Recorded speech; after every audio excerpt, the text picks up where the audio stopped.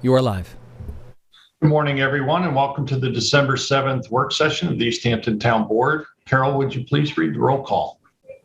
Councilwoman Burke-Gonzalez. Present. Councilman Leese. Present. Councilwoman Overby. Here. Councilman Bragman. Here. Supervisor Van Scoyac. Present. Please join me in saying the Pledge of Allegiance. Allegiance Flag of the United States of America, and to the republic which stands one nation under God, indivisible, with liberty and justice for all. Today's work session will begin with a public portion where any member of the public may call in, and we ask that you please keep your comments to 3 minutes or less. The public portion will be followed by the following topics. We'll have a discussion of the South Lake Drive stormwater abatement update, an emergency communications public safety cell on wheels in Springs, a review of the EAF for the sale of 54 Industrial Road, and Boys and Girls Harbor Pavilion. That'll be followed by liaison reports, and we do have some resolutions today. So without any further ado, let's go to the phone lines. Okay. I shall unmute the first caller now. Yes, we do. And we are out. Hello, caller ending 0431. You are on the air. Hello. Hi. Good morning, everyone. Good morning. Who's calling, please? Hi.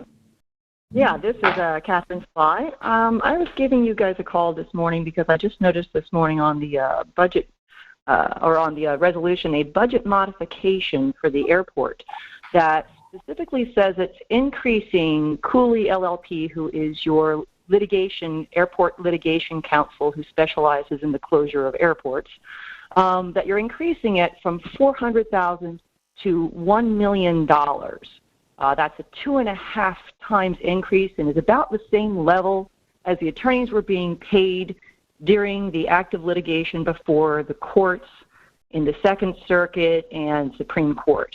And so this, I have two questions about this. First, where are these funds coming from? Because right now the only legal issue on the table is the closure of the airport, and as you all know, you can't use the airport's funds even after the grant assurance has expired because it is a dangling assurance.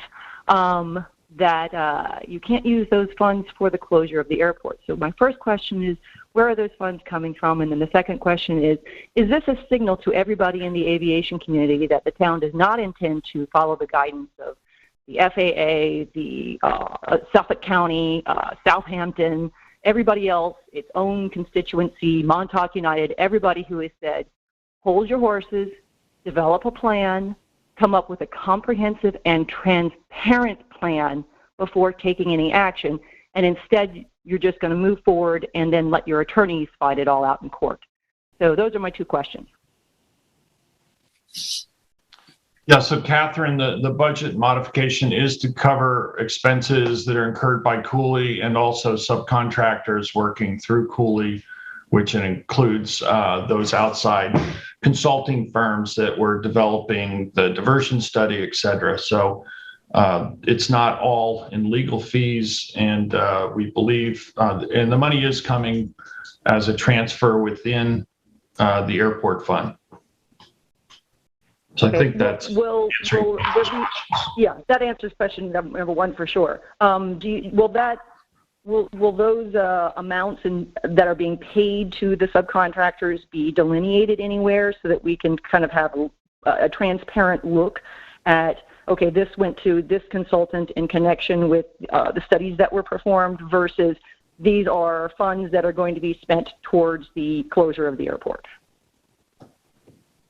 So I just want to say when you refer to closure of the airport, we're not talking about a permanent closure. We are looking at a temporary closure and transition from public use to publicly owned private use. So I just want to make that clear in case people listening think we're talking about closing the airport permanently. We're not doing that at this time. Well, as we've all discussed, and as you are very well aware, because we've done our best to educate everybody on the town board, is that if you take a premature action and close the airport now without having everything in place, the steps necessary to close it, to extinguish what you believe, your attorneys believe need to additionally be extinguished by this closure process, will result in the requirement that a brand new airport have to be reopened. And in that case, the chances of it reopening are probably less than 0.5%, which would effectively mean that it would actually be a permanent closure.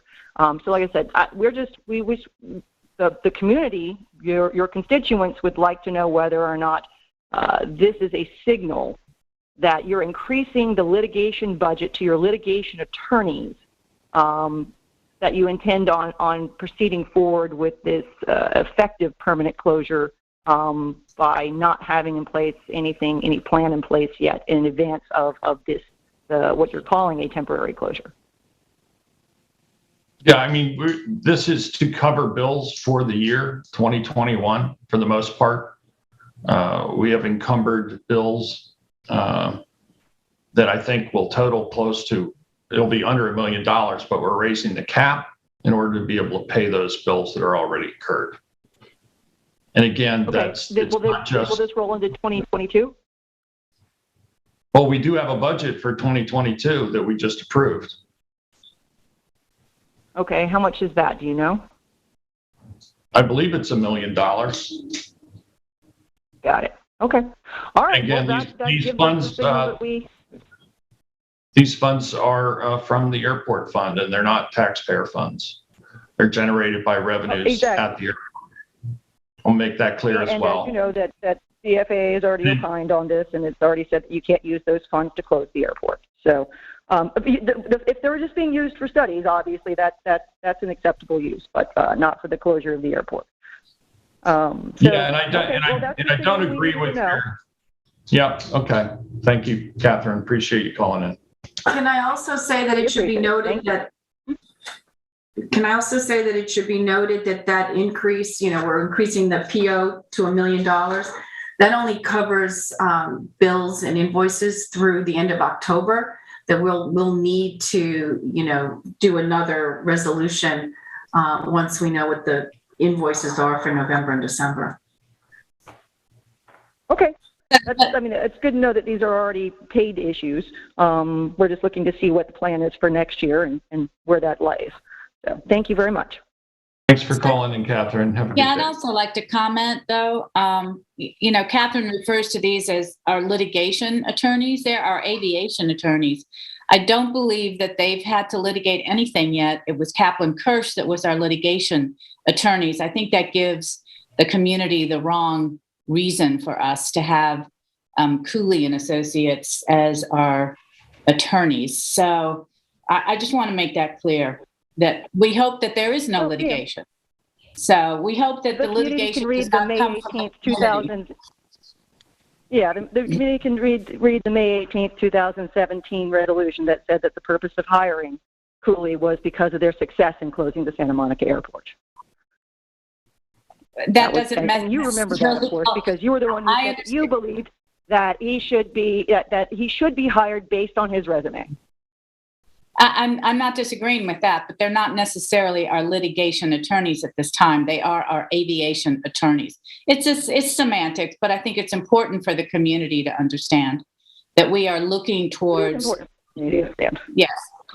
Okay, good. Catherine, thank you for calling in. Yeah. We appreciate it. You have a great day. Have a good holidays, guys. You too. Jason, do we have anyone else on the line? Yes, we do. I'm unmuting the next caller. Hello, good morning. Good morning. Good morning to all of you, and early happy holidays. This is David Buddha. I do have a couple of comments with regard to your upcoming conversation with Eddie Schnell on the proposed emergency communications, public safety, cell on wheels, and Springs. Whenever Eddie speaks to you, it's always an educational experience. Learn things about the system that non-technical people don't know. But I would like you to ask him a couple of questions because I still have a lot of uncertainty as to the need, exactly what this facility, both the temporary cell on wheels and the ultimate replacement in some suitable location, hopefully the Girl Scout camp, what it will actually do for our emergency communications vis-a-vis the needs of the emergency services, ambulance, fire, and police. Question number one that I'd like you to ask him is to explain exactly what it means that this will be a non-simulcast site that will be fed with fiber optic connection instead of point-to-point backhaul system with the antennas, the infrared antennas. If he could just explain exactly what it will accomplish in the interim for the short time that the cow is in effect. The next question is, this cow is going to be, originally it was going to be 100 feet. It looks like it's now going to be 88 feet. Is there any room or any ability to mount any cell phone carrier equipment on top below the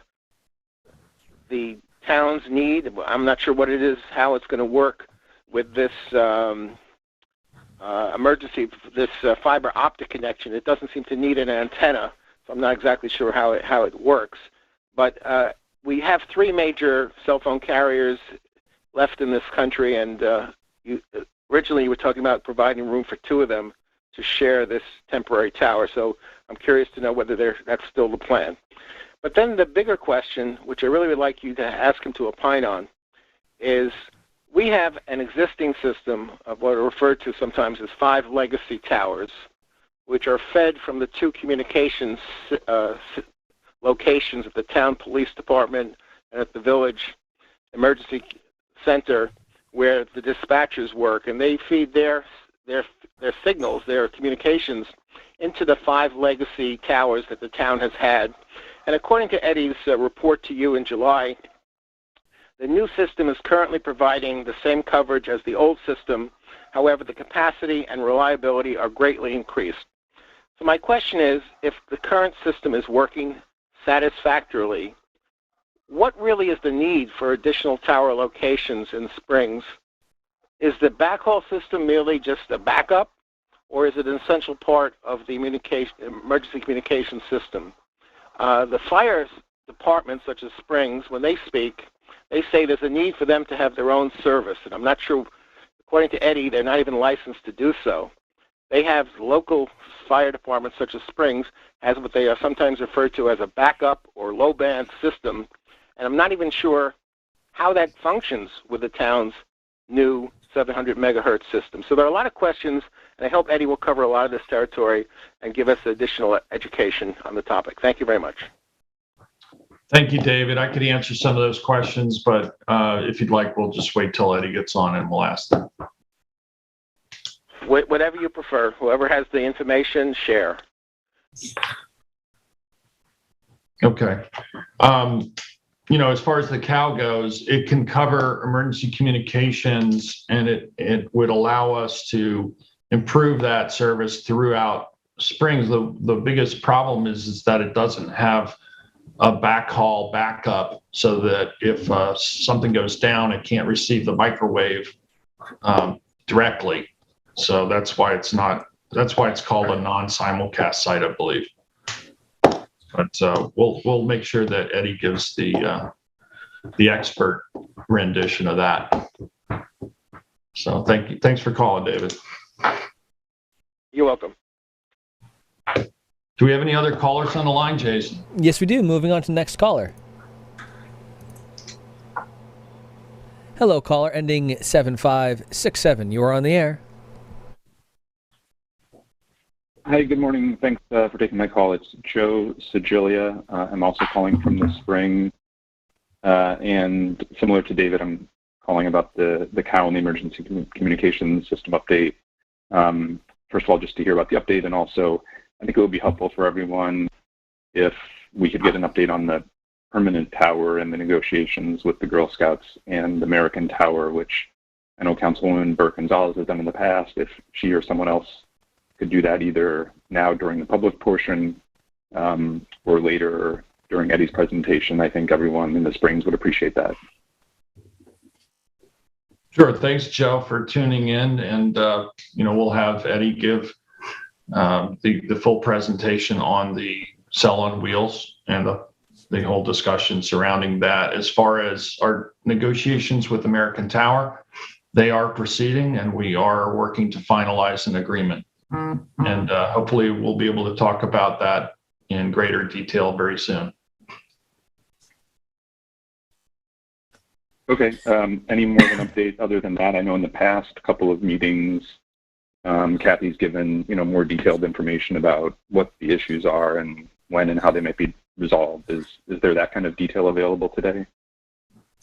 If I was going to cover it in my liaison report, but we finally got all the information we needed from American Tower as well as from our insurance carrier and bond counsel. So I believe we're going to be the board is going to be reviewing the contract today in exec session. Okay, that's great. I appreciate the update. Yeah, that's probably all the detail we can give at this time, Joe, but appreciate you calling and we'll keep the public informed as best we can. Great. Thank you both. All right, take care. Have a good day. I'll unmute the next caller. And hello, caller ending 7473. You're on the air. Hi, how are you? This is Mary Wasserstein. I've reached out. Could you mute your TV in the background? Hi, how are you? Thanks. I just did. So, hi, how are you? So I've reached out to the board several times in regards to requests to amend the storage of RVs and trailers in East Hampton Town. As it stands right now, Section 229-3 basically exempts everything. I live in the town. My neighbor has for the last year and a half, had an 11 by 16 foot RV parked directly next to my property line. It is 5 feet over my fence. My neighbor, I've tried reaching out, I've tried being polite. Subsequently, I called code enforcement. As a result of that, they've informed me since I called code enforcement, they will never move it, even though they don't own it. So I now have this giant thing. I've spent a lot of time and effort improving this property, and I posted on Facebook, and I was amazed at the number of people who came back with similar situations. And effectively what happens is you have these large RVs or trailers that become ancillary structures, and they're not guided by the same setback rules as you would have a pool house or a tool shed or anything like that. But they have the same negative impact. And what I'm asking the town to consider is, I understand that people store things. I store my boat on my property in the winter, all of that. But anything that's visually above a 6 foot fence, which is the legal highest amount you can put in the town, I think there should be a setback requirement, the same as we have for pool houses or tool sheds, especially given the number of people who are moving out. My family moved out full-time 6 years ago, and the way we use our property is vastly different. And I know from my children, I have 2 at John Marshall and 2 at the middle school, is the number of families moving out full-time is increasing. And these are really becoming quality of life issues. And I will say that the people that I spoke to who've had similar issues are afraid to get involved because they're afraid of retribution from their neighbors for calling code enforcement or saying there's a problem. As I said, my neighbor informed me 3 days ago that they will never move it because I called town code enforcement. I can't describe to the negative impact that this is having on our enjoyment of our property, our value if we want to show it, or anything. And so I understand, I'm not saying there shouldn't be RVs or trailers in personal property, but what I'm saying is if it's above a fence line, which the legal height is, there should be some setback requirement. But I don't really know how to proceed with this. And so the best thing I'm starting with is emailing you letters, and I sent pictures of what I'm dealing with.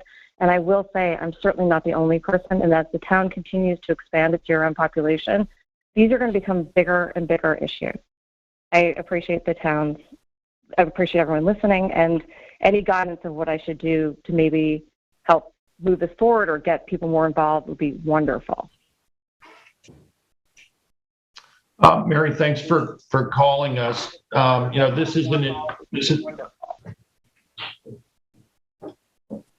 Mary, thanks for calling us. Mary, can you mute? Do you have still have your YouTube on or something? Oh yeah, sorry. It's echoing. There's a delay between us watching you on YouTube and then sorry, just did it. Yeah, thank you for calling us, Mary. There currently is no setback for RVs because, frankly, in many cases, driveways are right close to property lines, and that is the place that most people would park them. I understand that there's a limit on the height of a fence that you can place under the code, but there is no limit on vegetative screening, and so that is an option.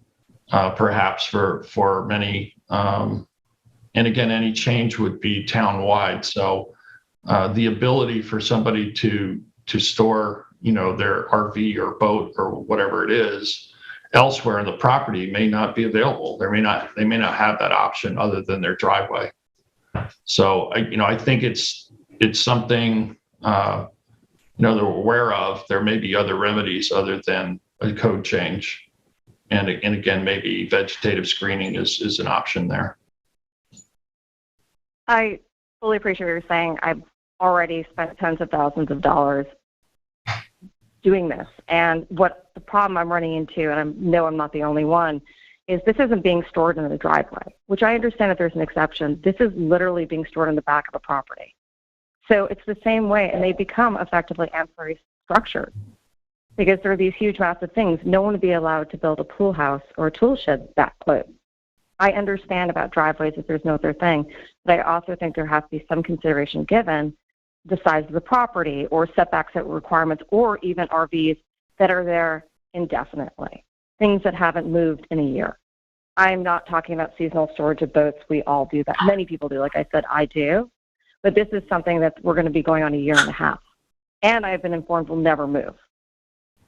So my only recourse is to apply for a permit, which is $500 to put a topper on my fence, or again, spend tens of thousands of dollars on planting. Because to get trees, as we all know, that size is that expensive. This may seem petty and small to people, but in fact, a lot of people are impacted by these. It really is a quality of life issue. And I also have no recourse because we don't even know who owns the house next door. So there has to be something. At some point, these things are going to keep coming up. And that's all I'm asking is the town to consider that I understand seasonal storage in driveways, but a permanent large structure, it basically becomes a permanent structure. Yeah, understood. And, I don't know if there's a provision in the existing code, John, that addresses RVs that sit or trailers that sit immovable for a period of time. I thought actually there was something in the code somewhere that addressed that type of situation. But if not, it may be something we could consider for that specific type of incidents. It's tricky to actually invoke a code based on a request from a single individual, and if it is a widespread problem, then that's something perhaps we should take up. There is a presumption in the first part of the statute that a trailer remaining in a stationary position for more than 72 hours is a violation of the ordinance, but then it contains a blanket exception for a number of, boat trailers, house trailers, camping trailers, and recreational trailers. It would seem that we could create a similar kind of presumption that made them structures and made them violate that code while still permitting seasonal storage of boats or trailers. But, it seems like the code could be tightened up to stop someone who just parks a trailer and it's there permanently. I don't see why we couldn't extend that presumption and make it slightly more effective. I'm not sure if we're looking to debate this here, but we also have to take into consideration that we're living through extraordinary times, right? And, and that maybe folks aren't traveling at this point in time and using their RVs because of COVID. So that has to play into it. Yeah, there's so many possible circumstances and unintended consequences once you put in a code in place. But I certainly understand your concern, Mary. And if a structure was to be built, it would have to meet setbacks, and if it's there in a permanent way, at what point does it become a structure? So that's something we could look into. I think we would want to have a very finely tuned code to address this specific type of issue rather than a much broader code that would have a lot of unintended consequences and create problems for those who own RVs and simply have them on their property for, occasional use for vacation and whatnot. No, I agree with that 100%. And as the gentleman said, 2293, the exemption to that Section E basically does give blanket coverage to everything. It exempts, I don't know what would be left, frankly, after E, if you look at the code. So I think that maybe perhaps for large, whatever it might be, but I think a seasonal application that could be written very tightly would limit these types of situations, and also taking into consideration lot size. For instance, the lot next to me is 1.7 acres. Yet this is directly against the fence line. And I understand that there's restrictions in smaller lots, but that's also the type of thing with the setback laws, they will take that into consideration, lot size. Understood. Thank you for reaching out to us and bringing this issue before us. You have a good day. You too. Thanks so much. Bye. Bye-bye. Jason, do we have any other callers on the line? We have no new callers. Oh, sorry, I accidentally unmuted my check line. We have no new callers. We only have one caller who previously called in, still on. Do you want me to cycle back? Sure. All right, let's make sure. Hello, 7567. Do you have anything else that you would like to comment on? No, thank you. Okay, thank you very much. In that case, we are complete. Okay, we will move on now from public portion and go into the work session discussion topics. And the first one we have today is the South Lake Stormwater Abatement update. I believe we have Melissa Winslow from our Natural Resources Department and Alex Bluedorn from LaGuardia Design to give us an update on those changes that are proposed to the South Lake Stormwater Abatement, which we've looked at, I think, two previous work sessions.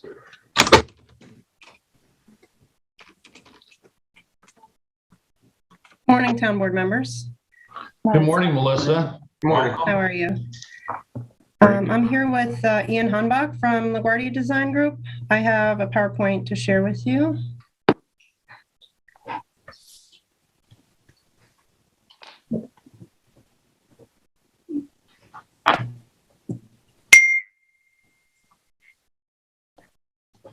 Okay, great. Can everyone see that? Yes. Great. We will be presenting to the board the revised conceptual design for the revitalization of the South Lake Drive parking and picnic area in Montauk. South Lake Montauk is a priority area in need of improvements based on known water quality impacts from inputs of pollutants and little flushing down in that area. The public bathing beach has been closed at this location since 2005 by the Suffolk County Department of Health and has remained closed since that time. Stormwater abatement at the end of South Lake Drive was a recommendation in the 2014 Watershed Management Plan for Lake Montauk and was incorporated into the town's water quality improvement plan in 2016. This is all part of a much larger effort to make measurable improvements to South Lake. The town, through CPF, has recently funded sanitary upgrades to several large-scale projects in the area, including Crow's Nest Restaurant, the Montauk Library, and Montauk Shores condominiums for a sewage treatment plant. Additionally, residential upgrades have been funded in the area through our ongoing septic improvement program. The town also contributed to USGS microbial source tracking study led by CCOM to identify the magnitude and sources of pathogen loading in Lake Montauk. This was to support the recalculation of the total maximum daily load to ensure MS4 compliance. And this stormwater abatement project will help the town meet those goals. So our objective for this site is to make better use of the available space, capture and treat stormwater runoff from the impervious surfaces by promoting infiltration and natural treatment, as well as removal of invasive species and restoration of native habitat. LaGuardia presented a conceptual design to the board at the September 21st work session. Some of the comments following that discussion with the board included to consider available area to maximize the number of parking spaces while also implementing water quality improvement techniques. This should include short-term head-in parking spaces to allow for residents to view the water from the parking lot. To reduce costs, we also talked about pitching the lot to an area of permeable pavers rather than using pavers on the entire lot area. We also discussed consideration of boat storage and bike racks to reduce the boat storage currently occurring in the vegetation along the shoreline. And then the board also was looking to soften the bioswale to have a less suburban look and keep with the character of the site. So the town believes that LaGuardia did a great job of revising the design to incorporate these comments. So I'll hand it over to Ian to review those changes with the board. Thank you very much, Melissa. Thank you for having us today, members of the board. Melissa, if you can help navigate through the PowerPoint slide by slide, I'll recap some of the things that you said. So these first couple of slides are just, like I said, a recap of the original presentation. These are existing conditions graphics. So you want to move through these pretty quickly, Melissa? Sure. You go to the next one here.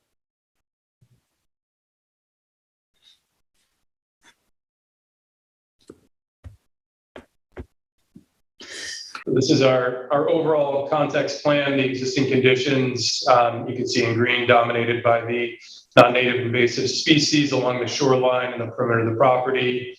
That impervious paving at the core of the property, and then the relatively nondescript comfort station areas that are surrounded by lawn. And then we did blow-ups of each key area, this first area A being the shoreline, where the washout and that site runoff off of parking was making its way down to the water's edge. You can see images of those shoreline conditions. Jump to the next.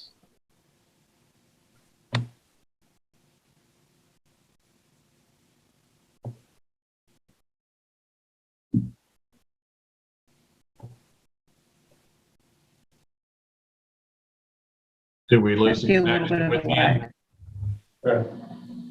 A lag on it, Melissa, or would it be easier if we switch? I think so. We're on the second section with the existing parking area. Okay, thank you. Sorry about that. So again, the main parking area dominated by that impervious existing asphalt. You can see in images 1, 2, and 3 how those areas are bordered by these stands of invasive Bluenistra and other Russian olive and other mixed non-native invasives. Jump to the next one at the comfort stations.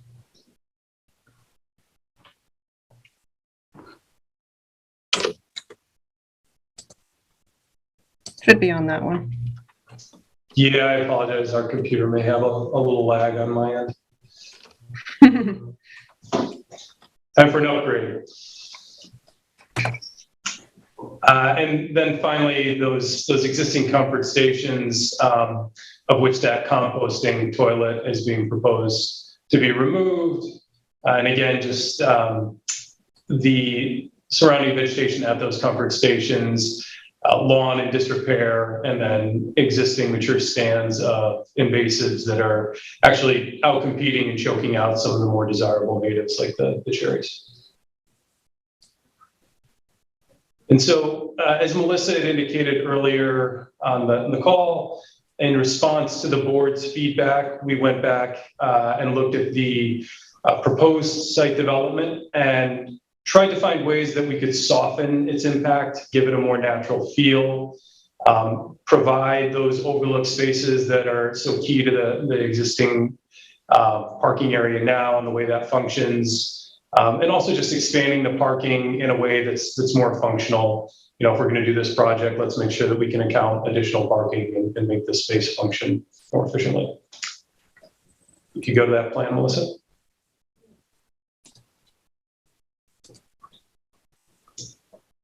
So you can see here, we've broken down a lot of those hard edges that dominated the prior iteration. We've favored more natural path configurations, vegetated edges in place of the steel edge line pathways from that prior version. In the lower left-hand corner, you can see that dedicated area for kayak and paddleboard storage adjacent to those overlook spaces that look out over that beach access pathway. We've also introduced additional signage. There's an entry sign to indicate the arrival at the park right at the throat of South Lake Drive, as well as an informational kiosk closer to the water along that pathway and that pedestrian bridge that's closer to that shoreline edge. We're providing 13 dedicated spaces, including that ADA accessible space next to those two pathways over the comfort station. And still 3 just informal seating areas for leisure, for picnicking, or for just enjoying the view out over the water along that shoreline edge. So Melissa, if you want to jump to the next shot, we have some blow-ups of those key areas. So again, 3 main areas in our design. Area A is that dry stream bed. That's that recharge engine that's at the heart of this design that captures that stormwater runoff from the parking area, from the entry driveway, slows that down, allows that to infiltrate back into the groundwater, and eliminates the erosion that we're currently seeing along the shoreline. And these images 1, 2, and 3, 1 and 3 specifically represent how we've implemented these dry stream bed concepts in the past, using locally sourced stone that's woven into mature stands of panicum, little blue stem, groundsel, bayberry, a mix of native plants that are going to want to be in this area that will help deal with that runoff and actually filter it before it recharges back into the lake. And then just image 2 is a very informal detail of how we can bridge this bioswale with an ADA compliant surface. This could be a color matched concrete for the bridge that would look like the local courts that you would find on the beach or on these gravel pathways. Jump to the next one, Melissa. And so in this next image, the parking area, the arrival and circulation component of this proposal, as Melissa indicated earlier, we're showing dedicated permeable paving along the shoreline at that beach access walkway, which will help slow down and filter that water before it recharges into that bioswale. This idea of restoring that shoreline with native species, removing the Russian olive, the multiflora rose, the Lanistra, and replacing those with groundsel, with spartina, with bayberry, with those native plants that want to occupy that shoreline and will help stabilize that shoreline. And then image number 3 is Walker? Yeah. John Chelnicki returning your call. John, how are you? I'm good. How you doing? I'll mute John. I'm doing well. that sounds good. I was curious where that call might go. I'm going to get back to the less interesting bike and kayak rack area, but that's an example of just a very informal wooden storage structure that would have the ability to lock up a kayak, a paddleboard, and would, to Melissa's point, help organize some of the clutter of those kayaks and paddleboards that are sort of laying in the bramble right now. We'll jump to the next one, Melissa.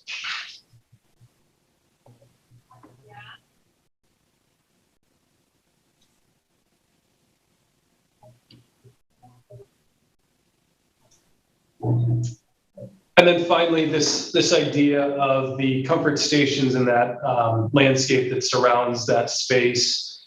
You'll see here in image 2, I think that's a really good example of how we've tried to lessen the formality of that path system. We're embracing, again, a locally sourced native quartz compacted grit surface that would be ADA compliant, but those edges would just be vegetated with dune grass, with Archistophilus, with native species that would create a more natural feeling that's more appropriate on the shoreline. Still provide direct access to the comfort station, still providing space and access to that seating area, but trying to create a more natural and native feeling in this space, less developed.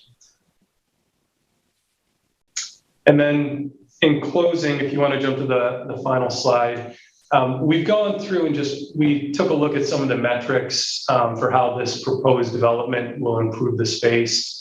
So I'll just run through these quickly. There's a 2,500 square foot increase in impervious surface, the elimination of non-pervious infrastructure in this plan. So that's going to allow for better recharge of site runoff. There's an overall reduction of 20% of the infrastructure on the site in favor of vegetated or impervious surfaces. In this scheme, we're providing 13 total parking spaces, as I had mentioned before, and those are dedicated parking spaces. And then in addition to increasing the overall vegetated area by 6,000 square feet, this proposal actually includes the removal of non-native invasives. So we'd really be establishing 15,000 square feet of new native vegetation around the property along that critical shoreline. And so with that, I'll turn it back over to the board. If there are any questions, I'm happy to answer those. Any questions for Ian? So can I just, those site metrics that you quoted, are those in comparison to what you presented on September 21st? Those are in comparison to the existing conditions. Okay. And I just pulled up the presentation from the 21st. So there we had 9 parking spaces. So you've added 4 additional, correct? Yeah, we were able to, if you look just off of where South Lake engages the parking area, there was a wedge of vegetation that's delineated by this dashed red line. And we're showing 3 spaces. We were actually able to add 4 more spaces right there. So to extend that parking closer to Montauk Highway. I like the changes to the plan. I think it's very consistent with our planning policy goals in general to have this be a more natural look and kind of a softer kind of feel and not a suburban or urban type park feel to it. So I appreciate those changes that you've made. I think this is a great opportunity for us to reduce stormwater entering South Lake, which is a problematic area, as Melissa said earlier, and channeling most of that into recharge. And then I guess most of that existing impervious surface is going to go towards that recharge swale, and that area immediately adjacent to the path that's pervious pavers to take up what the remaining runoff might be and recharge it there. So I think that's great. I'm glad we're getting more uniform and more parking in this plan. So for all those reasons, I appreciate those changes. Anyone else have comments? Do we have an estimate of what this plan will cost? We haven't provided any budget information to go along with the plan. Typically, our goal is to see an approval on the concept, and then I think you can pursue that. Mm-hmm. I think the next step would be to hand this back over to PW Grosser, who's the lead on the project, and then they would be able to prepare an engineer's estimate for the bid. So I want to thank you also for listening to the board's concerns. I think you said it was a nondescript bathroom facilities. I think nondescript is describing it way too much. It is extremely nondescript in the area, but it gets used a lot down in that area. And there's some families in Montauk that I know go there historically, and they go there all the time then too. As as the supervisor mentioned, increasing the parking from where it was last time on the metrics it's very important, because once we sort of build it, we know now more people are going to go. I think the design is a little bit softened, and again, it's much more appropriate. And I think also by softening it, but keeping it aesthetically beautiful, we'll be able to potentially fund it because it's actually, the cost will come down a little bit. When we do get to the RFP, because I do support this design, I would want to make sure that we potentially add in two things. One option, again, would be for long-term maintenance of the bioswales on there, which we could add into, and I know we have been doing recently. And then second of all, I would like to see if we can do an add-alt to the permeable pavers and see if we can pull that back to maybe just asphalt compared to permeable pavers, because I know permeable pavers, based on what we did per square foot in Sag Harbor, become very expensive, and I want to make sure that this project moves forward. I think that's something we can ask PW Grosser to take a look at when they're preparing the bid documents. I'll make sure that they take that. I appreciate that. Also, the kiosk is very important. I do know, I mentioned to Melissa in some of our pre-meetings months ago, this was a discussion from the Nature Preserve Committee. There is a trailhead on the Palmanock Path, and that is at the top of the road there, the south side of this road where it intersects with Montauk Highway. And it's perhaps the last public parking spot that the town has for that trailhead, which actually gets used. And it's a pretty beautiful trailhead there. So I appreciate the kiosk. And then I do think that, I know, we'll discuss this a little bit later in my liaison report.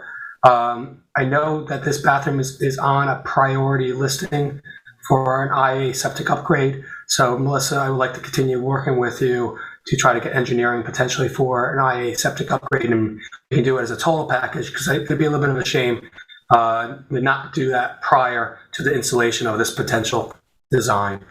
That's what I have, but I do like the design, and I thank LaGloria for working and listening to the board's concerns. Yeah, I agree with everything David said, and appreciate, getting the invasives out of there. I think that's important. I also think it's important for folks listening to this discussion that they consider getting rid of invasives in any way they can throughout the town. But, the parking needed to be increased. Thank you for doing that. And I agree with David that there might be alternatives that we can have for parking that might not be as costly, so we can get this plan completed in a timely manner and in an efficient manner, as well as considering cost. Also, what I didn't mention, and I apologize, is that I did mention that this is on for discussion again to the Montauk CAC last night. I directed them to the town's website for this presentation. So if I hear anything back, of course, I'll let the design team know and the board know, and maybe I'll keep it on the agenda for our January meeting also, and too. So the Montauk CAC is aware of this discussion today and the new amended design. Thank you, David. Any other questions or comments from the board? Thank you very much, Melissa and Ian. Appreciate the good work you're doing on this. Thank you. Thank you for your time. Appreciate it. So our next agenda item is emergency communications, public safety communications, and this is for a cell on wheels, otherwise known as a COW, for Springs. And we have Eddie Schnell, our communications expert, with us today. Hello, Eddie. Hey, good morning. How are you? Good. You want to take us through the presentation? Yeah, let me just get the PowerPoint going here.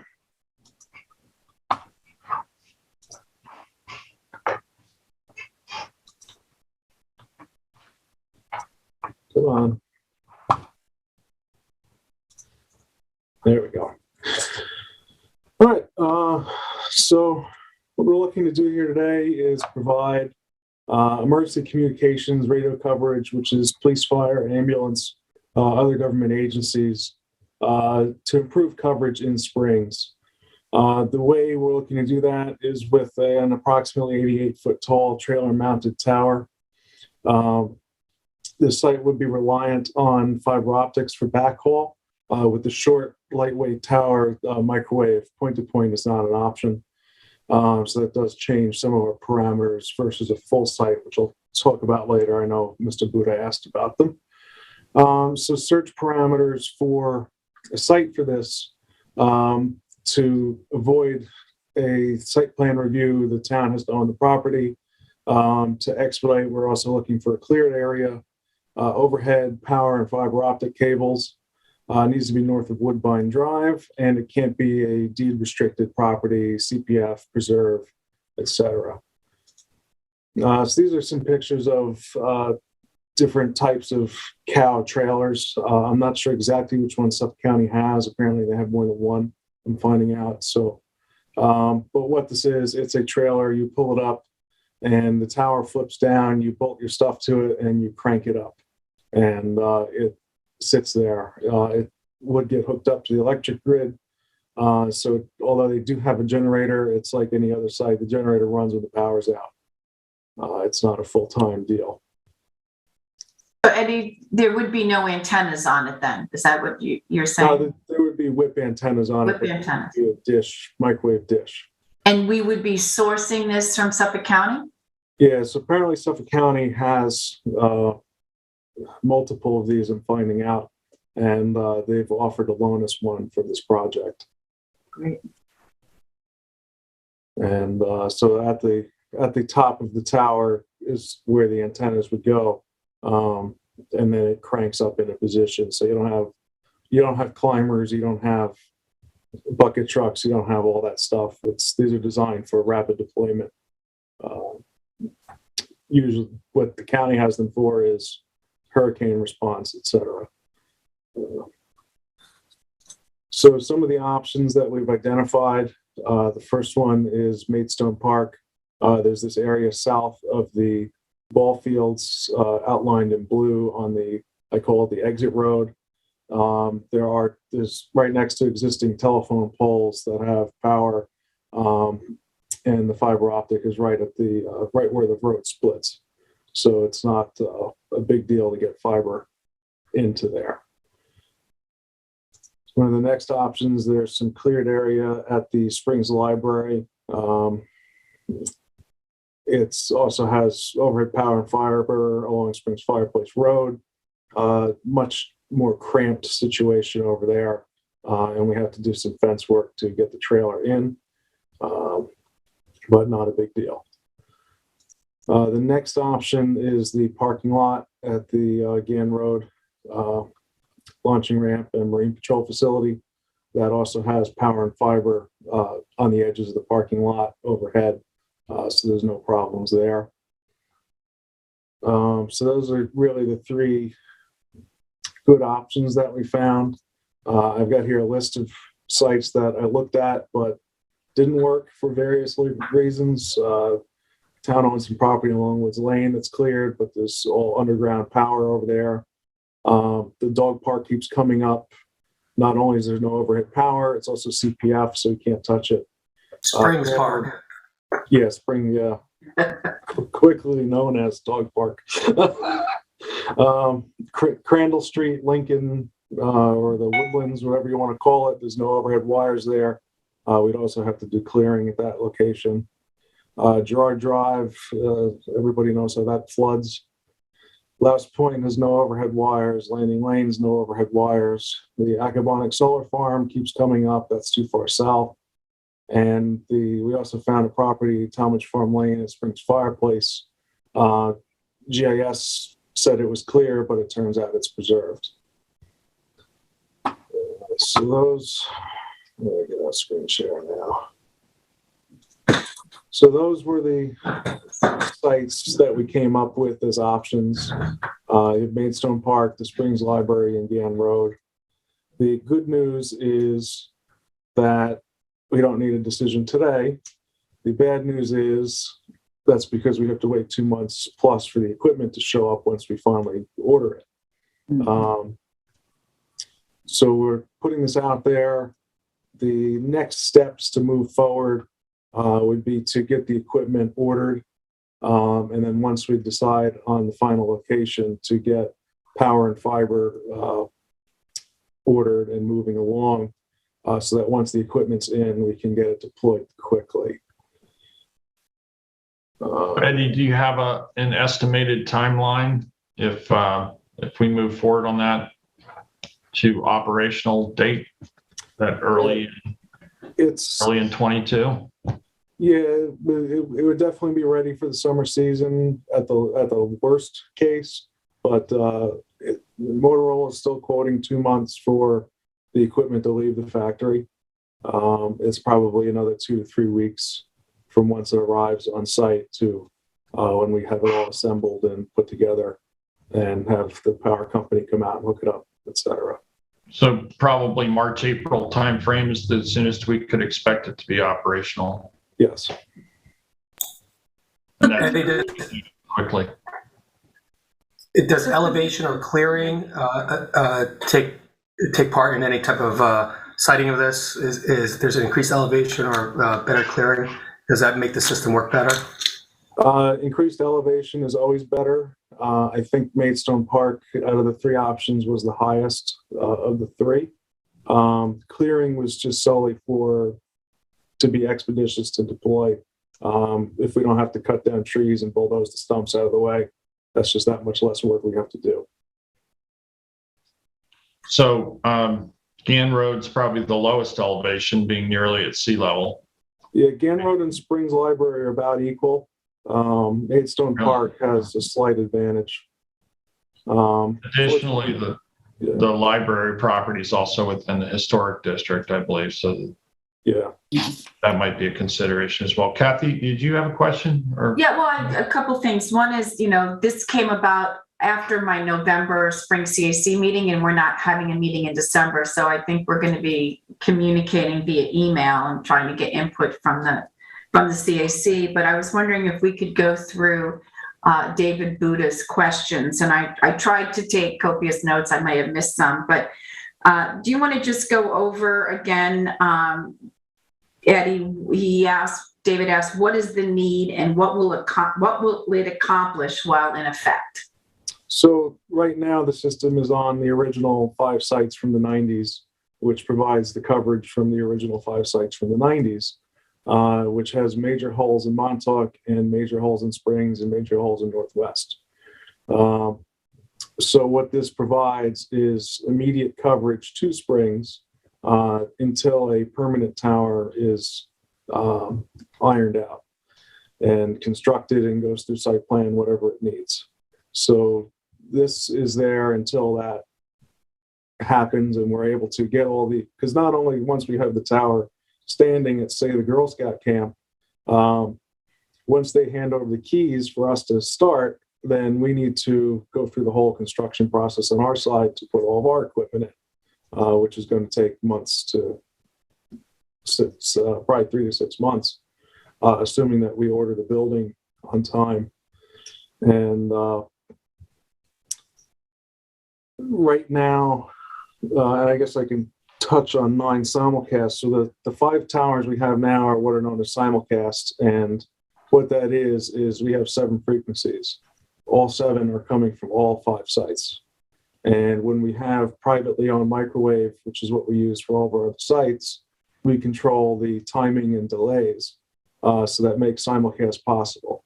When we're relying on a private company to provide us a fiber optic backhaul, we lose out on that timing and we can't control it. So yes, it'll work, but it might not work simulcast because timing is extremely critical. One of the advantages of our new radio system is that we can declare a separate site with a separate set of frequencies, and the radios help that the firefighters and police officers, et cetera, have. When they see that they're losing signal from the main simulcast system, and they will look and see, okay, here's the site in Springs, it's stronger, I'm going to switch to it. And it'll do that all in the background. The actual user of the radio has no idea what's going on, what site it's on. All they know is they're on this channel and they can talk to everybody else on that channel, and all is good. So we have 3 800 megahertz channels that'll be coming off the air on the old radio system that we're able to use at this temporary site. And the impact to the users is the coverage increases once we turn the switch. They won't notice that they're actually on a different site, on a different system, however they want to call it. It's transparent to the user. So what you're saying is that PD is not going to know the difference, or Springs Fire Department may not know the difference. Yeah, basically when you drive up to the Springs, the radio will figure out that I'm better off on the Spring site than on the rest of the sites and just switch. And then it tells the system that so-and-so's radio is now on my site, and it routes all the audio in the background, and everything's transparent to the user. So Eddie, you said that the cow will eliminate either much or all of the coverage gap that's legacy coverage gap within Springs on the prior system. Is that correct? Yeah, so when the current state that we're at on the rollout of the new system is that we have the original 5 sites going, which gives us the same coverage as the old system. There was no improvement there without adding sites. We fixed the capacity problems and equipment reliability problems. But until we actually have a tower standing in Springs, the coverage is still the problem. And this fixes that. So this eliminates much of that coverage issue. Yeah. Until the permanent site's up and running, correct? Yeah. Yes. Right, because there's a difference, I would imagine, between having an 88-foot temporary tower and a 185-foot permanent tower. Yeah, I mean, this isn't going to solve every little pothole and nook and cranny in Springs, but it'll be a vast improvement. And then David asked, was there any ability to mount a cell carrier? On this type of trailer crank-up tower, no, not with our equipment on it. The cellular carriers do use a similar type, but it's literally only one carrier can fit on it just by weight. And usually it's a limited installation, not a full site that's temporary versus what you get with a ballasted monopole, like we were looking at the Crandall Street location.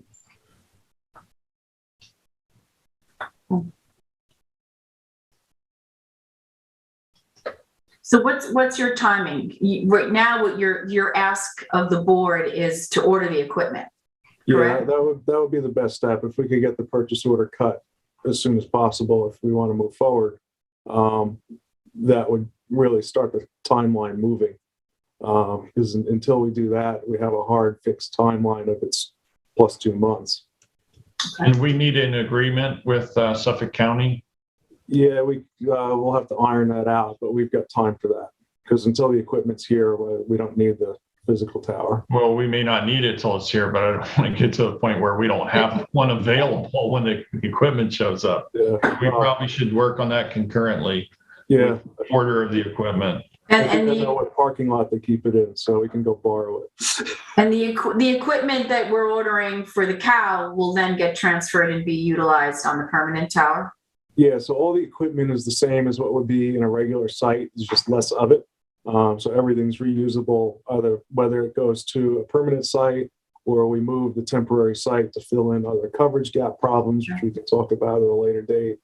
And but nothing's going to get used for 6 months and thrown in the trash. It's all valuable equipment. So then we'll also have to coordinate with the local utilities to get fiber and power, correct? So once we're sure on location, we want to get the orders placed with the utilities to get that all to get it all moving. Because I know PSEG is very long lead on the simplest of items.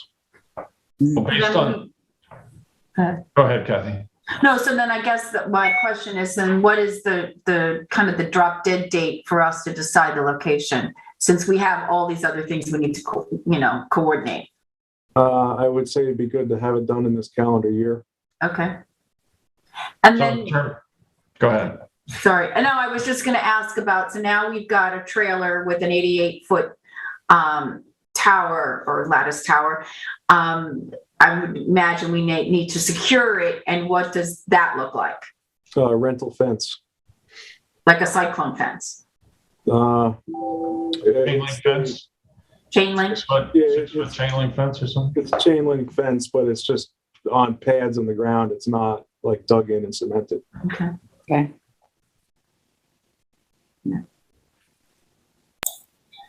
Well, I'm supportive of ordering the equipment, particularly if it's allowed to be reused after this project or is needed. And we can have further discussion. Kathy, you'll have that with citing it. But I would be in favor of moving forward with the PO for the ordering of the equipment. I agree. Yeah, I agree with ordering the equipment right away. And in terms of the siting of the 3 sites that you've identified, for me, Gann Roads doesn't have the elevation, doesn't have the ideal elevation. And the library, it seems like that's tight. It's in a historic district. You'd have to do some clearing and removal of the fence. And the Maidstone Park location that you showed us, I think, is probably the easiest in and out and maybe least disruptive and out of the way site. Yeah, I agree with the supervisor for those reasons. And I think my second choice would be Gann Road after that. The last would be, if I had to rank them, the last would be at the library. So, I think we can come to a conclusion pretty quickly because I'm already hearing it from a town board member. So I think we need to ask the CAC and hope that they chime in as with the site as well. I agree to order the equipment as well. And I think it might be a good idea to see if there's any legal issue involved in using Maidstone Park because it is a park. Yeah, and good I think point. we should know what the, what the situation is about putting a temporary structure like this in a park. John, can you have a look at that? I think there was already a preliminary review of that issue, but if you can do that Take a look. and let us You know. pulled the deeds to that a while ago, so I'll take a look. Okay. And I guess the other question, is it actually in the park or is it in a town right of way, town road right of way? That would be another that'd be another thing to look at. Yeah. Okay. I think there may be a caller on the line on this issue. Yeah, we ended public comment, but. Can I just ask one question, Eddie? Would the coverage be the same at all the locations?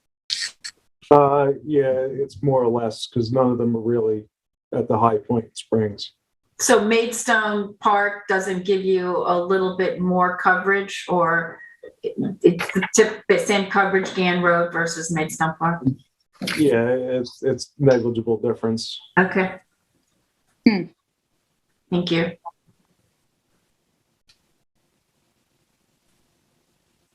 Any other questions or comments from the board? So I just want to clarify the time frame you think it would be there if all goes according to plan. How long do you think a cow would be in any of these locations? That depends on how long the permanent tower takes to go up. Yeah. So the caveat to that is once you provide the coverage, you really don't want to take it away. Yeah. So it's not something you want to put up and then take away and then have a gap of nothing until the permanent site is right. I agree. I mean, do you think, I know that what we're looking at with the Girl Scout camp is private property and it's going to have to go through site plan review, and that does take time. So, I would hope we could make this a priority at the planning department level and, move it so that it goes as quickly as possible. Yeah, I mean, I think just basic construction time is going to be at least 6 months once all the permits are in place. Yeah. For a permanent tower, but it's the planning and permitting process is crystal ball. Right. Well, and then also, I'm sure that there are delays in equipment. We've been talking about that, Eddie, because of shortages and Everything's been shipping. hard to get.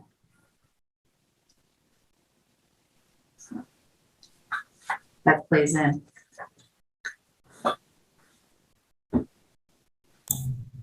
Anything else? No. Thank you very much, Eddie. Thanks, Eddie. Appreciate that. Next up, we have a review of the EAF for the sale of 54 Industrial Road. John, you want to give us a little background on this for the public's benefit? Oh, we have Eric with us. Okay, I'll let Eric do that. You're up Just in time, Eric. Yeah. I missed the preamble there. I'm sorry. The preamble was I was just asking John to give it for the public's benefit a brief review with a background on this property. So, and then you appeared, so I thought the Assistant Director of Planning that it would be appropriate for you to give us a little background on the property. It is a industrial. Maybe I can start out though by just saying that this is a lease. The parcel is subject to a lease in the industrial park, and it's one of the leases that's. I'm going to share screen while you're talking, John. Okay. Sorry. I'm going to share screen so that everyone can see where the property is. Okay, great. And the lease agreement has an option on behalf of the tenant to purchase the property, which they have exercised. And so the town obtained an appraisal. They made an offer, but we obtained an appraisal and they've met our appraised value. And so the intent is to proceed with the sale. It's not an option on our part. It's the it's the tenant's option. So they have a right to purchase. And so we're proceeding with that transfer. This would remove the parcel from the airport map. If you remember, the industrial park is still included in the airport layout plan, so we would need to amend that airport layout plan. And under our code, whenever you amend the airport layout plan, it's deemed a type 1 action under SECRA. So Eric has prepared the environmental analysis for us to take a look at. And I guess that's, absent some questions, that's pretty much the nutshell version of it. Thank you, John. Sure. Sure. So hopefully everyone can see the aerial. You know, everybody knows where the airport is, but this is the property highlighted. What I'm going to do is zoom in to the actual property. As you can see, it's mostly uncleared.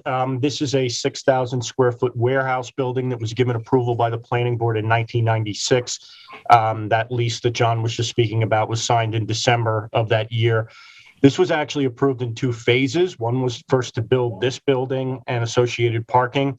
And then the second was for a 4,000 square foot addition. That phase 2 of that site plan was not completed. But the business in here right now is Map Easy, which makes travel and tourism brochures and maps. Nothing is proposed to change at this point. There's no physical changes to the lot. You know, just as John said, this is really just the sale of the property in accordance with the terms of the lease. So we prepared an EAF Part 1 for you, since this is a Type 1 action not imposed by the state, not under SECRA, but under Chapter 128, which is our local additions to the Type 1 list. We prepared the full environmental impact statement forms, environmental assessment form. And we have prepared for you Part 1, Part 2, and Part 3. But, you know, as I say, it's pretty straightforward. You know, the only real point of this interest in the EAF Part 1 is just identifying that the neighboring property, the larger airport property, is a state remediation site due to contamination. But other than that, it's pretty straightforward. You know, there's nothing on this actual subject parcel that is really a red flag. And so we'd recommend the negative declaration so that we can facilitate the sale in accordance with the lease terms. Hey, Eric, how do you access this property? You know what? I actually didn't recently. I was here once when I turned into the wrong property when I was looking for another one on Industrial Road, but that was a number of years ago. So. Oh, I think I see. Oh, it does come off of Industrial Road. Okay. Yeah. Yes. Yeah, it does. Yeah, It's yeah, just okay. it's so wooded. Yeah, At I least like close, that. that Okay. you can't see in the aerial. Yeah. The driveway. The board have any questions or concerns or changes they'd like to make to the EAF at this point? No, I was comfortable with the way Eric drafted it. Thank you. And so was I, specifically the comments you just made about the remedial site then too. So that's known. Yeah, thank you. I agree. Jeff, do you have any comments or questions about the EAF? I don't. I'm not sure about what the significance is of the adjacent site to this property, but it's the current tenant that's buying it. So presumably they're taking the responsibility for existing conditions. And I understand the lease option requirements, and as long as the tenant's met those requirements, he's entitled to exercise the option. So I don't see that we have much choice here.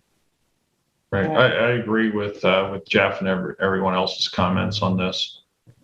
So we can move that forward then. Thank you very much, Eric. Yep, thank you. Thanks, Eric.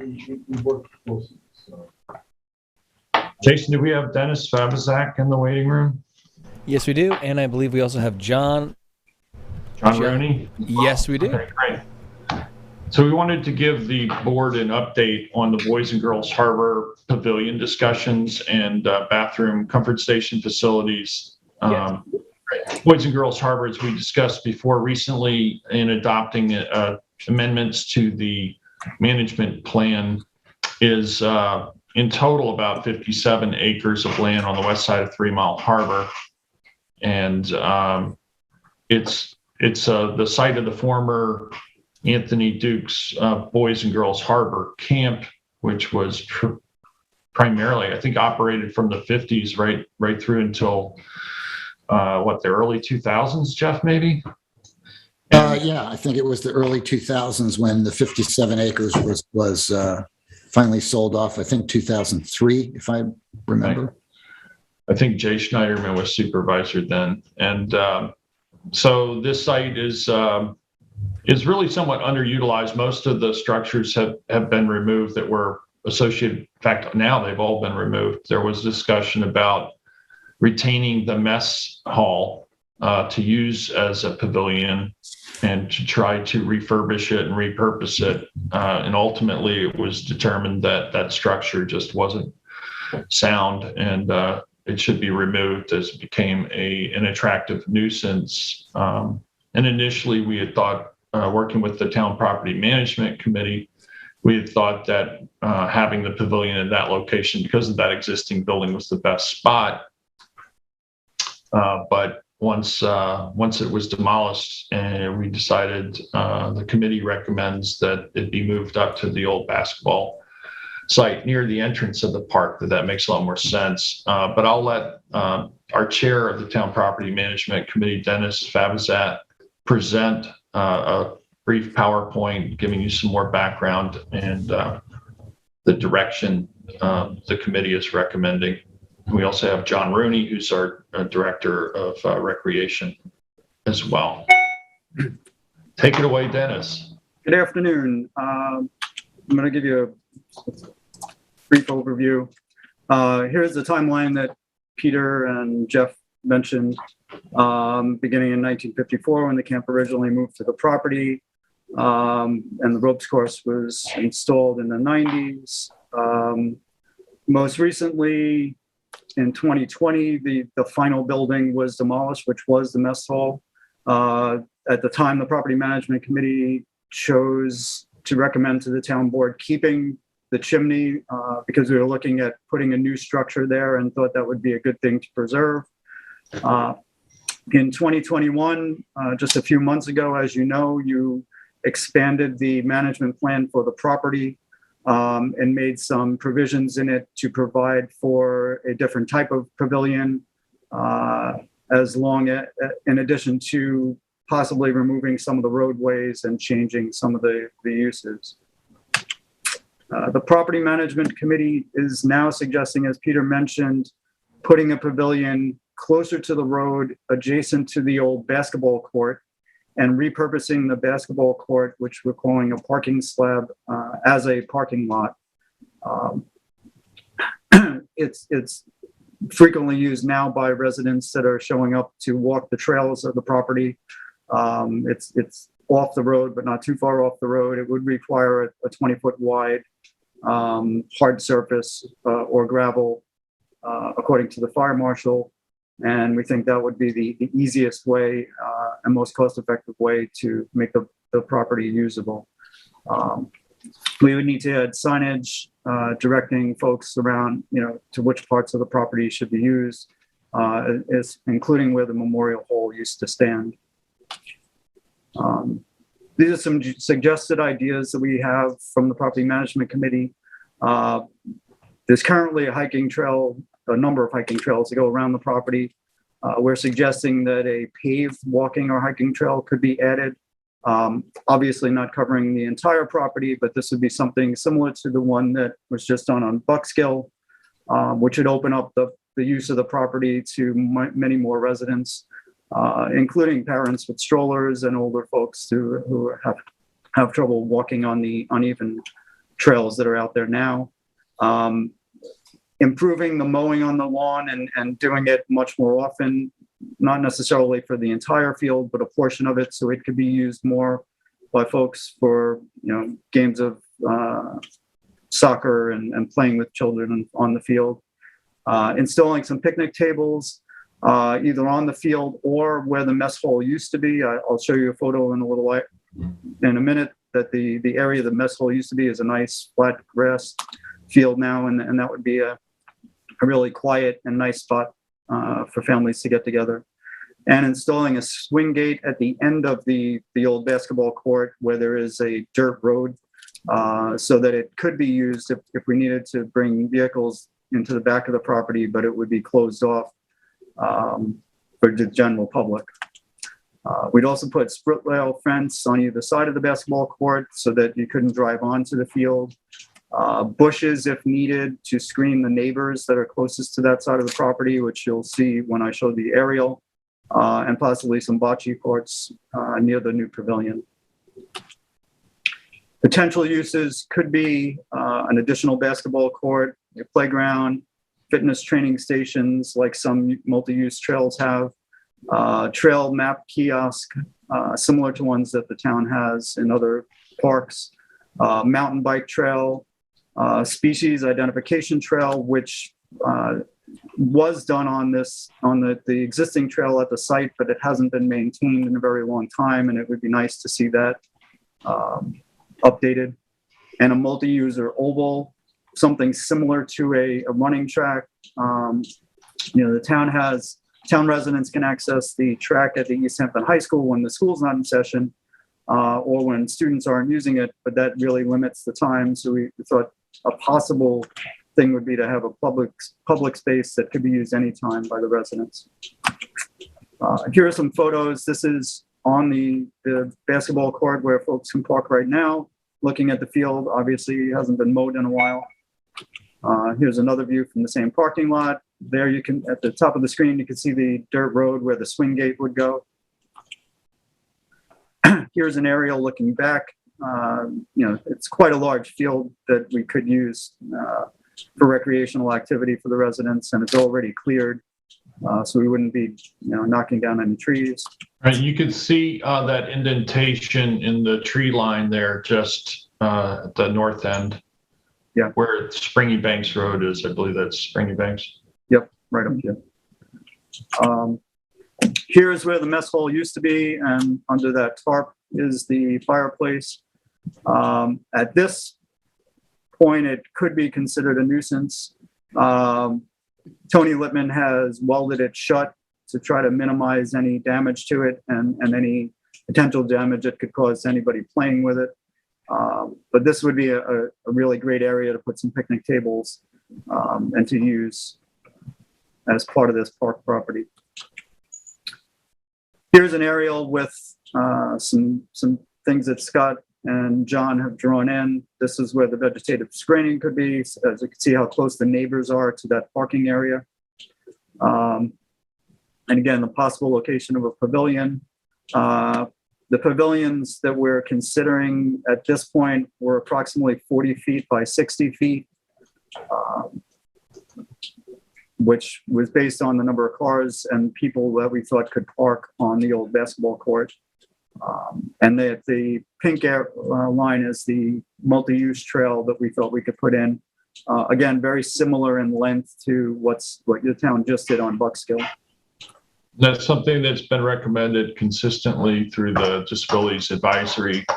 And we do have Glenn Hall on the Town Property Management Committee as well, to wherever possible, extend the accessibility within our park system. And this particular property is very much compatible with that. Much of it's been cleared due to all the different camp buildings that were on it, and it's relatively flat, which is another attribute that lends itself. Yeah, and if you look to the top of the multi-use trail there, that circle is where the mess hall was. Okay. So if we did put the picnic tables out there, it would be an easy way for people to, wheel their picnic basket and whatever they wanted to have for their picnic out to that spot without having to traverse too much of the land. Even children could bicycle their way there. These are some examples of pavilions. We haven't selected one yet, and I'm not recommending a specific one from the committee yet. We are interested in digging into that based on the interests of the board. So the discussion, part of the discussion surrounding pavilion style and size, the size is dictated, limited by parking and bathroom facilities made available to the pavilion. So we think that I think it was the 40 by 60 bench that you mentioned, that would be the maximum size pavilion that we would entertain. But then in terms of acquiring or contracting to have a pavilion placed on the property, there is, I believe, both state and county bids for these types of structures, which would be very cost effective for us to try to find something that's on county or state bid.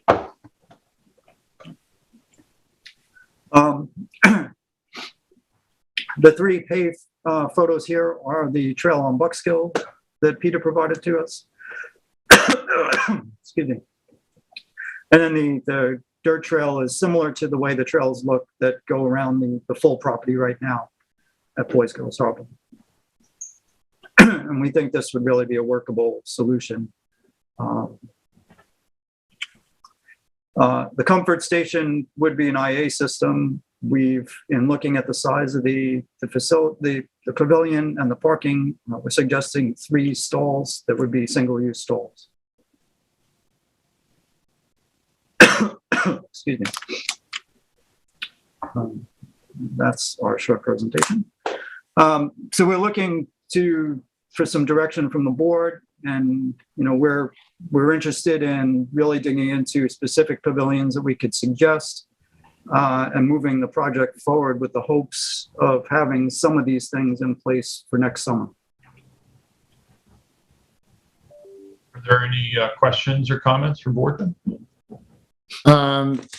We just got the presentation about the South Lake Park work, and something caught my eye there, that they're going to be using native quartz as a paving material, which I think is a little more country looking than like asphalt paving, and I would prefer to see that. And it's according to the presentation we just got, it's ADA compliant. This is a pretty, I know there were buildings and I know it's been cleared, but it was kind of, a rough camp. It had a camp-like flavor, like, you were out in the woods. And I'd like to keep that in terms of the paving that we get in, provided that it is ADA compliant. I think that's a good idea. And the other thing is, I think a 40 by 60 pavilion is a bit large, frankly, and I'm not sure that we should build one that big. Of the two design, I know we're not at the design phase, but of the two designs, the second one that flashed on the screen, I think is much more rural looking, and again, a little bit more camp-like. And, I visited this site a lot because I was very friendly with Tony Duke, as I've mentioned to the board before. And I'd like to see it kind of maintain that rural camp-like flavor. And I think a smaller, I'm not sure why we need a 40 by 60 foot pavilion. It's a really large pavilion, and I think it might invite large scale events, which I don't think is really what the park is about. So I'd like to see a little bit more tailored pavilion, country looking, and a compatible native quartz ADA compliant path. Yeah, I think those are all good points, Jeff. The mess hall was considerably larger than even the 40 by 60. And so that would be a significant reduction from what the mess hall plan was before. But understand your point. And again, that was the maximum size, I think, that the committee had said would work with the existing parking at that location, as well as, if you got any larger than that, then you'd have to provide even more bathroom stalls. So that would be a cap. Maximum size certainly could be scaled back from that, depending on what the board wishes to do and what the community thinks. So I do like the addition of a split rail fence that you've got on this. Can I ask about the bocce courts and why that was selected as a playing court? We're just looking for other uses that won't make a lot of noise and that we think some residents would enjoy on that spot. Okay. It's a beautiful property, and we think it should be used, not in a disturbing way, but it should be used, and there should be things there that residents want. I believe we have bocce at the 555 property. There's a bocce court there, isn't there, David? Abraham's Path, there's one. There is, okay. And the 40 by 60 pavilion was for a maximum of 90 people, which we thought could fit on the basketball court. But that would be for a single event. We're also at a time now where folks are getting together, but they like to be more separated than they did in the past. So the 40 by 60 on a regular weekend when the pavilion's not booked would give a few different families comfortable space to be under the pavilion and not feel like they're on top of each other. And I think we could make it look rustic, even at 40 by 60. The one picture that you showed us was very pretty and modern. Maybe something else that looks a little more rustic but I know the pavilion that's there, the mess hall, is huge. So this is coming down in size. Yeah, and I know that Maidstone Pavilion, which is very heavily used by multiple families and sometimes single groups, if it's a family reunion, means that nobody else can utilize the structure during those times, and that's like 45 feet long. So just for perspective, and really the amount of demand that we have for that structure, I think informed the board that having the ability for multiple family groups to use a pavilion at one time was something, given the size of the 57 acres, that was a reasonable maximum size. But one more thing to add is if we do agree to move the pavilion closer to the road to this new location, a lot of the roadways that are existing will be able to remove. And we did discuss possibly recycling that material by removing it, grinding it up, and using that as some of the needed surface, even if it's just, grinding it up and laying it down again, connecting the roadway to the parking area, which should be cheaper, but also, would be less waste. And I think that is an important thing to look for in a site like this. Yeah, and to your point, Dennis, that was another thing the committee looked at was limiting the vehicle use on the property, because right now you can drive through a good portion and there's no restriction as to where motor vehicles go. And this would pretty much end the motor vehicles right at that parking lot, at the field, and everything from there on, would be on foot or on bicycle or whatever. So we felt that was important given, some of the vandalism that's taken place in the back portions of the property. I had a few thoughts. I think this may be the only picnic area we have in town that doesn't have water views, because most of our picnic areas do. Did the committee have a conceptual idea of what the budget would be for this project, for walking paths and pavilion and putting in this kind of infrastructure? So we already have an approved bond for $600,000 for pavilion, because initially, that mess hall was going to be refurbished and used for this purpose. Out of that 600,000, I believe 30,000 and change has been used, and I think towards engineering. So, it really is going to depend on the size of the pavilion. The restrooms are probably one of the more expensive aspects of that. Right, that could be a couple $100,000. And the IA system, we could probably get through the water quality funds, you think? I would think so. I think it would be eligible in terms of where it stacks up priority-wise and how long that would take. We've already bonded, so those funds could be used for that purpose. In terms of completing the overall ADA accessibility path, there's money that was added to the capital plan and the ADA budget that could be utilized. I believe that project is also eligible for CPF funding on that property. So, there are multiple different funding sources. So CPF funds could pay for what portion of The it? recreation path, ADA recreation path, I believe. Multi-user path. Yeah. That's consistent, I believe, with CPF expenditure. And then I guess maybe, I don't know if John has looked into this, because we sit on the special events committee.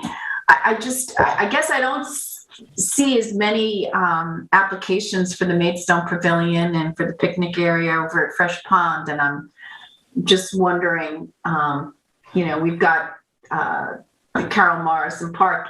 Is there a demand for this? I mean, is the community looking? I mean, I can see going someplace where you can see the water, you made some pavilion, you can watch the sunset, kids can be playing on the beach, but, out in the woods, and I know that the part of the reason we're talking about these, multi-user paths is because of ticks. Is this where families, do they want to come there with their kids so that they can run around? I guess I'm just not, you can go do that. People tend to go to the beach with their beach chair and have dinner down there. I guess my question is, how much a demand will there be for this park? So I think in the discussions, and this has been kicking around for a while within the committee, we had a number of organizations that weighed in, actually sent letters in when we were preparing to bond in support of the pavilion and the bathroom facilities. And that we find that when there are those types of amenities on a park parcel, and this is a very large park parcel that's somewhat underutilized. And part of the reason that it's underutilized is that if you have a family that's going there, there's no amenities. The children are out taking a hike or whatever. There's no bathroom facilities, nowhere you can change a diaper, where you sit out of the elements. And when those types of opportunities exist, there seems to be quite good demand and use of them. So that's That's what we found. I mean, Maidstone, yeah, it's at a beach. But if you look at, to your point, Kathy, the only pavilions we have are at beaches, but there are other locations where people would take advantage of them if they were there. So it's like, to some degree, I think it's a little bit of a chicken and an egg. Yeah. Have there been any discussions with PD and as far as what they're seeing, at the park, over the last few years? The last time I think I spoke to the chief about it some time ago, and it was more in relationship to some of the vandalism that had taken in the rear part of the park, and where there was off the beaten trail and not close to the road, and that was one of the considerations for putting that much closer to the roadway, that it's much more obvious and open, and any kind of activity that shouldn't be taking place is readily visible to folks because its proximity. I mean, the closest part of the parking lot is 200 feet from a residence, but it's in a neighborhood, and it's close to the road. So we think that that's a better location than way in the back where it's out of sight. Do you see lighting there? No, I think the park would be closed at dark. I mean, that's the standard for those locations. Our parks basically close at dark. So just to answer a couple of questions on Kathy, I know working on Westlake, there's other procurement processes that we can use for both pavilions and also engineered prefab bathrooms that will keep the costs significantly lower also. And as far as the design of pavilions, I've seen any ones made out of wood and redwood to more metallic one. I guess what I would prefer would be just to make sure that any type of surfacing that we put down or the pavilion itself would be as low maintenance, long-term maintenance as we can. I think that helps with our building on the ground staff as far as maintaining, since we will be looking to add another park. And I would like to see this as a carry-in, carry-out park also.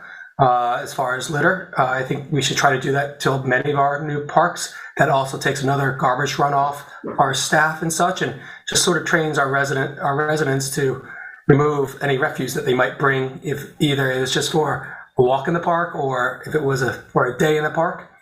I have fond memories of a youth on this property, doing trust falls and all this other fun stuff with other kids from the high school, not even the high school, from the middle school at the time.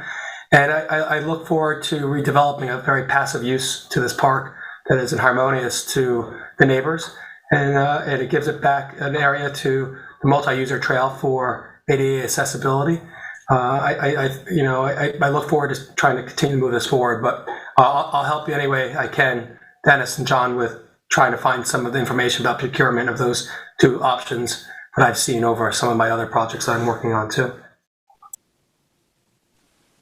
And then that maybe will help set the budget aspect that Kathy's asking about too. Yeah, and it might be helpful to, obviously when we have work sessions in order to get community input, and hopefully after having this meeting, folks will reach out to us and let us know, what they think. And maybe we could also do a social media post that links to today's presentation, so community members can access it, and we can get input that way. Yeah, I appreciate David saying it's for passive use, and I wish I had thought of the carry in, carry out. That's something I think we need to see in a lot of our, spots, and certainly the Recycling and Litter Committee and the now Energy and Sustainability Committee had been hoping to expand. Just it's on our trails, but it's not at some of our bigger parks and our biggest places where we congregate. So thank you, David, for reminding people of that. I started with you, Sylvia. Yeah, thanks. Yeah, all good. I do see it as a passive use. This is just another thing to do with your kids if you want to, have a picnic and then walk out down to the water. I think it's a great great idea. And you know, I support the project. Jeff, did you happen to bring this up with the East Hampton Sag Harbor CAC last night? No, I did not. Maybe we should send it to them and get their input. I can do that.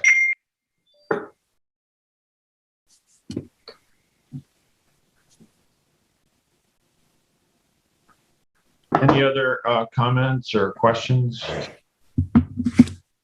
So I guess the next steps would be the committee. We'll dive into what's available in terms of pavilions on contract and see if there are designs and materials that are compatible with the goals of the board, and we'll bring that back to you. And I think the rest of the project pretty much is as stands. So Dennis had an image of the, I guess it was like the brick fireplace. Will that be removed if it's all moving further to the road? Yeah, so it was intended that fireplace be retained and incorporated into a new structure, and since that plan has been changed and pavilion will be constructed near the road, it's really just become an attractive nuisance at this point. It's already been vandalized and had tagged with spray paint and whatnot. So at this point, I think it's probably best to have it removed if that's the desire of the board. Yeah, it is for me. Anybody else want to weigh in on the chimney? I would keep it. I'd like to keep it. I'm conflicted on that one. It's going to be and Jeff, you may want to weigh in on this. Sort of an attractive nuisance at some point, and I think that there's a liability issue with kids building fires and stuff in the fireplace or whatever. We can't have a fireplace near a picnic area. It's not near it. It's pretty far away. Well, no, it's tables there. There's a possibility of putting tables nearby. I think the remoteness of it and the fact, I originally voted to retain it, as I think you did too, Jeff. And at that time we thought we'd be able to repurpose it into the new structure, but we've already seen that it's been vandalized. And it's really way back off the beaten trail. It has all sorts of graffiti painted on it, and I'm not sure that that's really what we want to, have as. I think it was Dennis that made the point, and I agree with it. Keeping cars out of the park more or less is a worthy goal. And so if you keep that structure, you're going to have cars going to it. So I think, and that's why I'm conflicted. I like the idea of it. I certainly was part of wanting to keep it for many years. We looked at it for use for the Arts Council had actually looked at it to see if that was something they could use for teaching or for, giving art lessons and, that kind of engagement with the community. And it's just sort of beyond repair, unfortunately. Go on. I'm sorry. I didn't mean to. No. I just don't know what you would think about it as an attractive nuisance. I don't think, I think it depends. What I heard is that the plan is to put some picnic tables nearby. And I think having a fireplace is, an appropriate amenity. And it is sort of, I don't know, it was an appealing, brick fireplace that kind of was a centerpiece of the dining hall. And I just think it would be it'd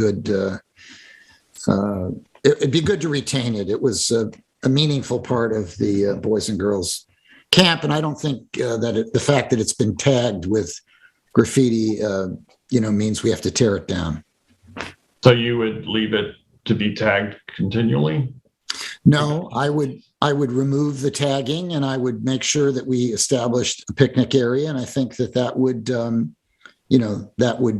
help eliminate, that kind of activity because it would be used.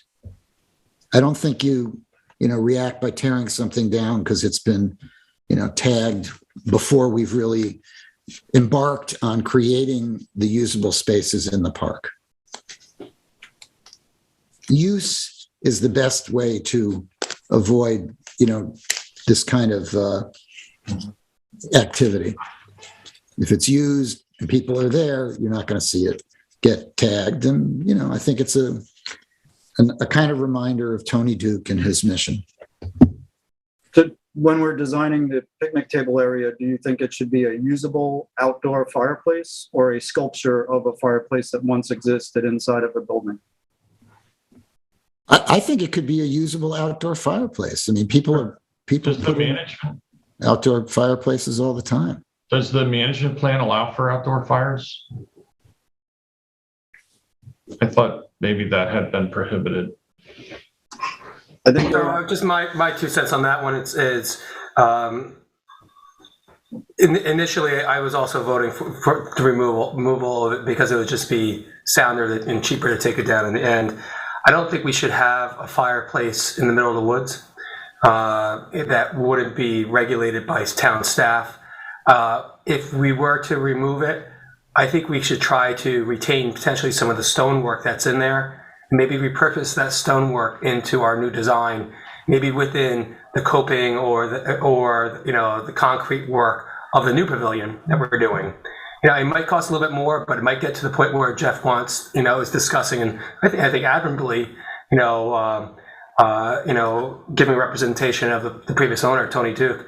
That might be a way that we can still, use the history of the park within the new conceptual plans. Just a thought on there then too. But I'm a little bit nervous about having a fireplace in the middle of the woods. Yeah, me too.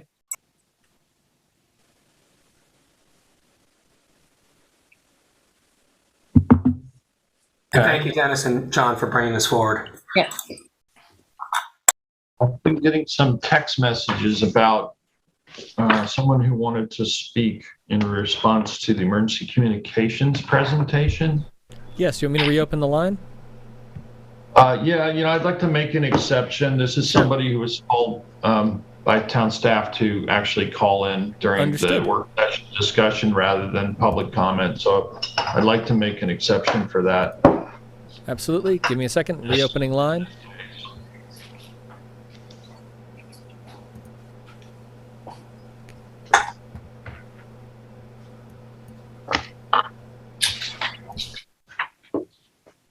And believe that the caller is on the line. I will unmute and begin. 1 second. Hi, caller. You were muted for a second. Can you hear me now? I can. Thank you. All right. Fantastic. You were talking to the board.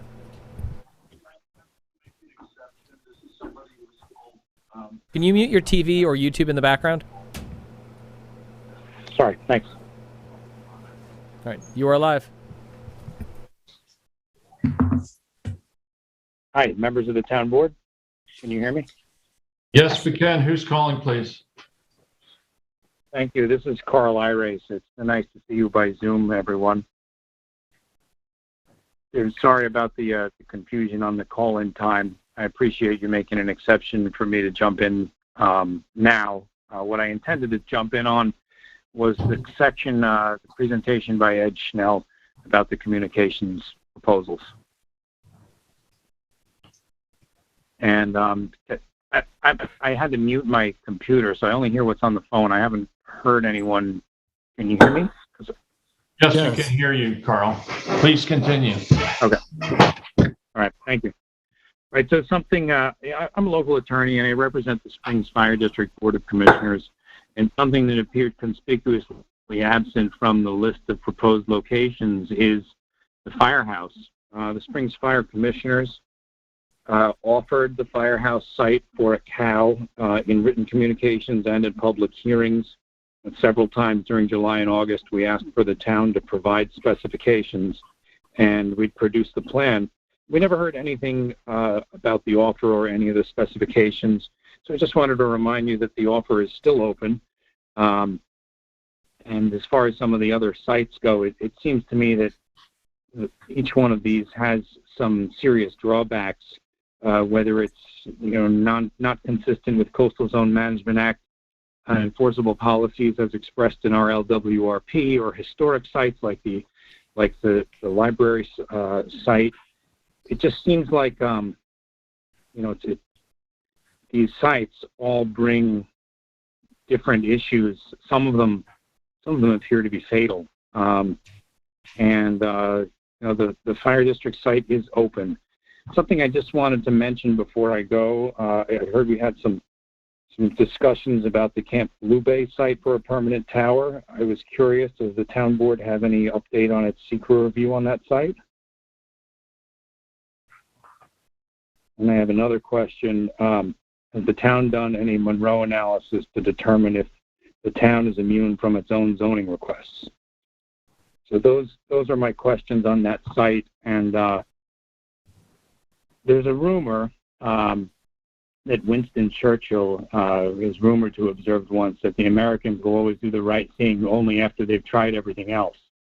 And I bring that up because the fire district site is cleared.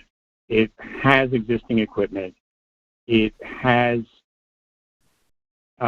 have the limitations that were part of the analysis from Ed Schnell, and the opportunity is open. And we had some communications this summer over it, but the ball was in the town's court, and we're happy to continue to try to assist any way we can to try to resolve this.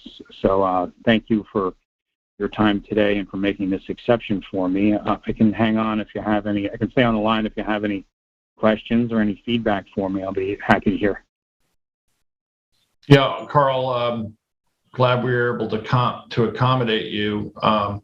The criteria that we're reviewing is for town-owned properties, and that's because the town is exempt from site plan review. And that is why we're considering only town properties for the COW. At least that's my understanding from our town attorneys, that we don't have to comply with site plan review in this particular instance. And if it was going to take the additional time for site plan review, then it's unlikely that we would even need a temporary tower, because you might as well just go forward with review of permanent tower. I think that the emergency exception that, if I can respond, I think I have something that might be helpful to keep the conversation going between the entities here. The emergency exception that's being relied on by the town seems like it would equally fit the needs of the fire commissioners. So I think that it is public property, similarly to some of the sites we discussed today, and I think the exception that the town's relying upon would apply equally at our site too. So I think that we have some, we don't have as many procedural hurdles as it may appear in many other circumstances. Carl, I'm not an attorney, and I'm not going to pretend to be one, and I will leave that to the town's attorney's office to make those determinations and advise the town board as to what's legal and permissible. Yeah, I had spoken to the town. I just bring it up. Thank you, Carl. Just for the board's information, I had talked to the town attorney before we began on this, and we used it. We characterized our previous temporary cell tower as an exception to the New York State Environmental Quality Review Act. There's an exception there, which obviously it exists for this type of emergency temporary structure, and it obviously would make any kind of review, whether on town property or private property, much simpler, because it couldn't be involved. So that's a separate issue. That would be the secret review versus the site plan requirements. So I do believe we limited our look at town-owned properties because of that additional time that would be saved by not being required to go through site plan. And that's why the fire department site was not on the presentation today. Thank you for calling in. Thank you for calling in, Carl. Appreciate it. Yeah, well, thanks. Sorry about the confusion about getting on the line. I really appreciate the ability that the effort you took to get me on, and thanks everyone. Yeah, you're very welcome. Take care. Enjoy the rest of your day. That brings us up to liaison reports. Great. So, my apologies. My apologies. Nice musical intro. Nice segue. Exactly. Wow. Kathy, was that you on the conference cord? I know people. Wow, I want some theme music. So the selection committee for the that reviewed the architectural and engineering services RFPs for the new senior center has met and decided on a firm, and we'd like to have representatives. I think it'll be Jeannie Carrozza from purchasing and Diane Patrizio, director of human services. I would like to present the recommendation of the committee at the next work session on the 14th. Excellent. And then last month, the spring CAC met, and we had Melissa Winslow attend, our senior environmental analyst in the Natural Resources Department, to just go over a number of the water quality projects that we've got going on in Springs, because there's a lot of work being done there. She touched on the Phragmites removal at Pussy's Pond, the permeable reactive barriers at Accabonoc Harbor and Hog Creek. And then we spent a little bit of time talking about the recent stormwater abatement projects where we just installed 2 rain gardens in Springs. One is along Parsons Place, adjacent to the blacksmith shop, and the other is at the road end of Shipyard Lane.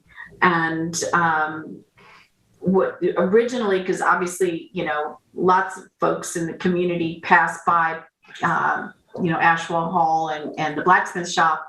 And originally there were cones around, because the plantings that were done a lot of them were plugs. They're, very small, and they were, fighting to get them in because of the time of year we're at. And, the cones are gone now. And my concern is that people are going to start parking there. And she had said that originally they had plans to put a fence, but there was some confusion. It got taken out of the project, and she'll be coming back to the board because they're looking to put a wooden single rail fence at both of those rain gardens. So I guess there'll be more to come there.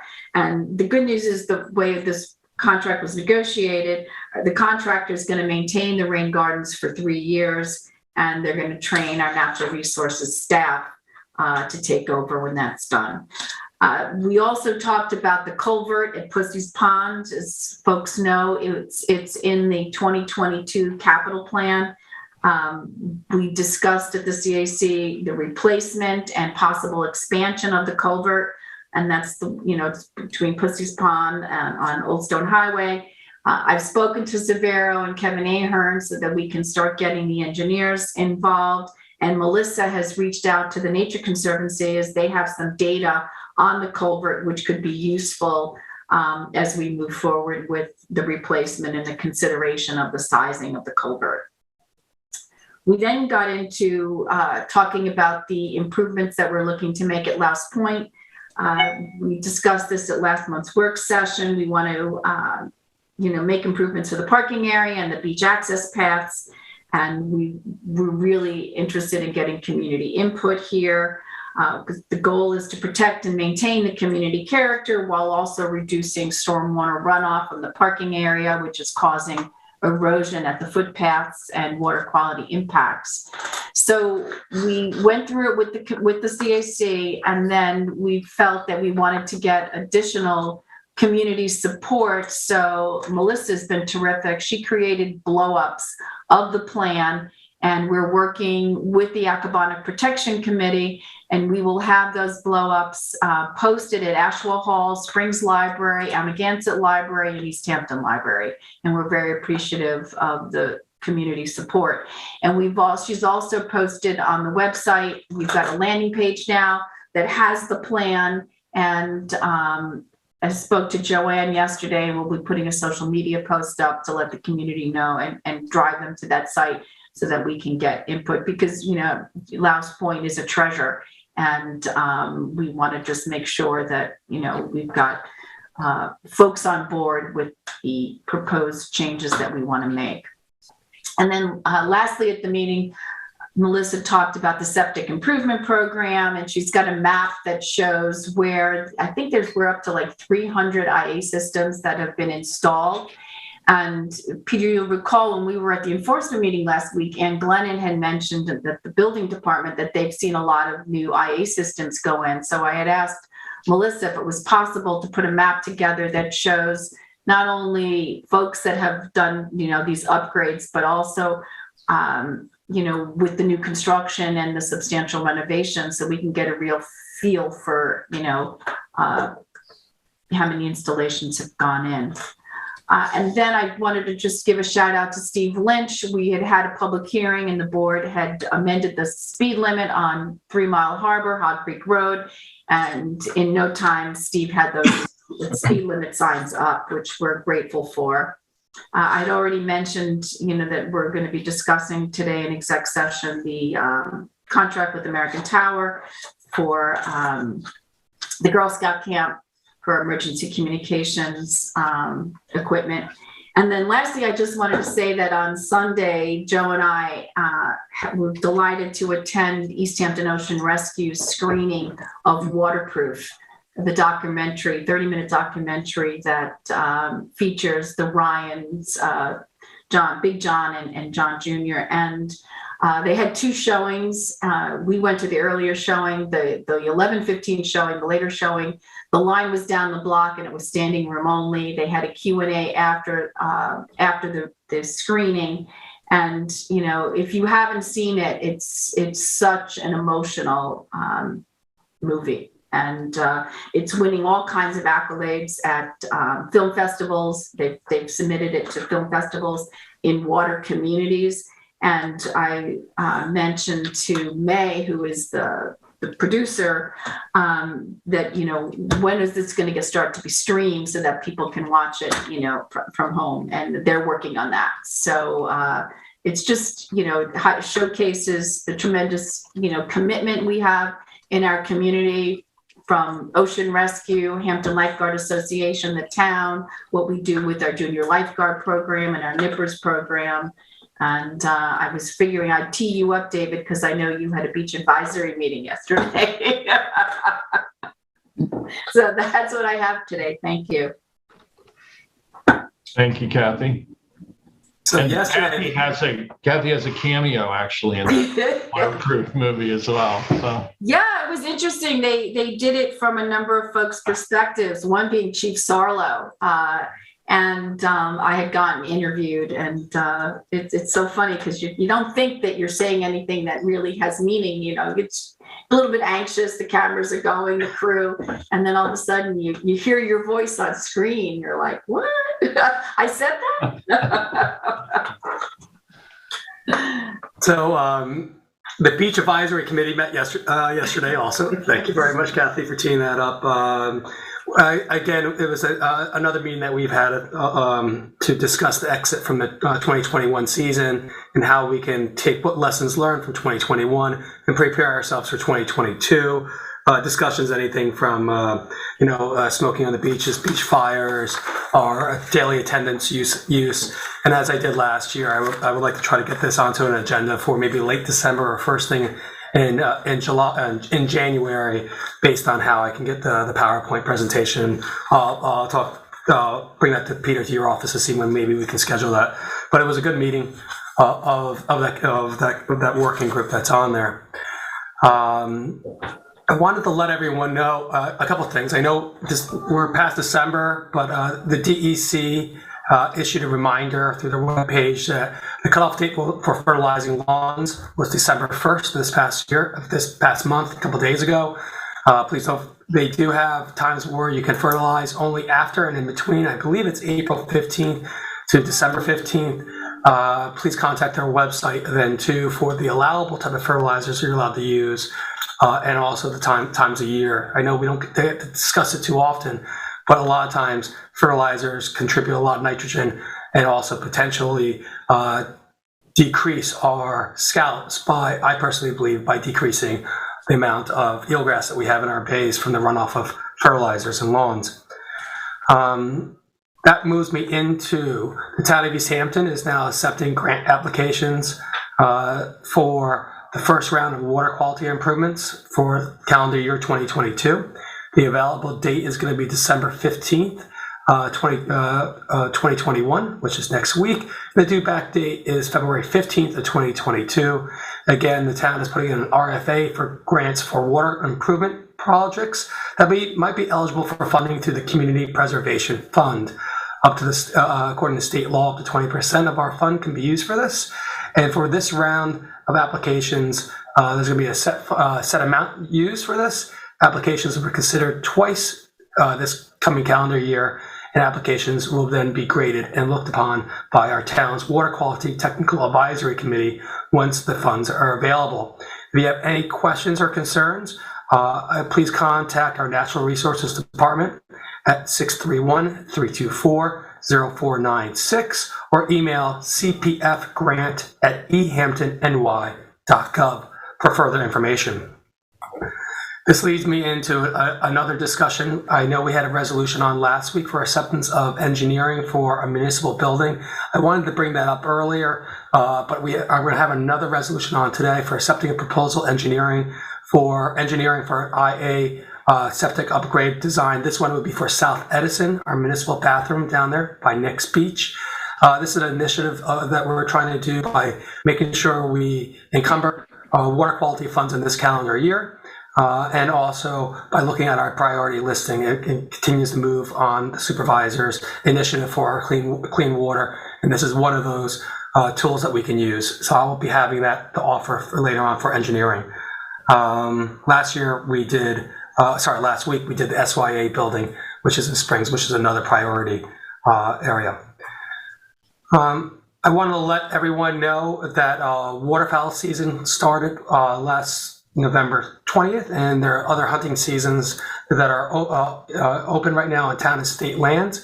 If anyone has any questions about these hunting seasons, the town does have a wonderful hunting guide that is offered at the town clerk's office, or they can go on to the town's website and just go into the search engine for the Town of East Hampton's Hunting Guide 2021-2022 that is put forward by Andy Gates of our Land Management Department, so you can see what hunting lands are open and what seasons are open for your knowledge. And also if you needed to get any type of permitting for hunting, how to go through that process also. We had the Montauk CAC met last night. It was a nice discussion right before the holidays. There weren't too many questions from the Montauk Airport Committee. They wanted to get some more information about our upcoming meetings that are going to be scheduled with either the FAA or such, and I'll tell them I report back to them. They did have the Beach Advisory Committee that they have their subcommittee did not meet, but I let them know that we will have a meeting of the town's internal committee with some of their members to discuss some of the concerns and how we can put an action plan forward. They did have some kudos on the community shellfish programming that's happening in Montauk. One of the community members heard about it through my liaison report, and they signed on, and I believe there's 10 individuals that are using the community shellfish programming. So I want to thank the board for moving forward with this earlier in the year to allow for it in Montauk. And again, helps water quality and also helps our palate and for some food for us. The town, we did discuss the encroaching southern pine beetles that's now been targeted and found in the area of Napeague. There was concern about how it might change the ecology of Napeague to a point where they put a motion forward. The motion was voted on unanimously, and the motion was to have the town to encourage the state to react thoroughly, aggressively, and quickly to the infestation of southern pine beetles in the Napeague forest area. So, with that move forward, I think we received another letter from the Nature Preserve Committee. I'd be interested to hear about the town board. Maybe we can have another discussion later about actively engaging the DEC in New York State to get their tree fellers out here to try to help it helped slow down that the southern pine beetles in Napeague. I think we did actually reach out to the state, although I'll verify that and get back to you. But that was, that is state parkland, and we, we can't take any active steps unilaterally there. But I'm pretty sure we did reach out to the state and encourage them to do whatever they can. That's spectacular. Yeah, thank you very much, Peter. I think it's concerning too, if what happens there as in other areas among town, it would change not just the ecology of the area, but also the view shed of many residents of Montauk as they go about their daily travels.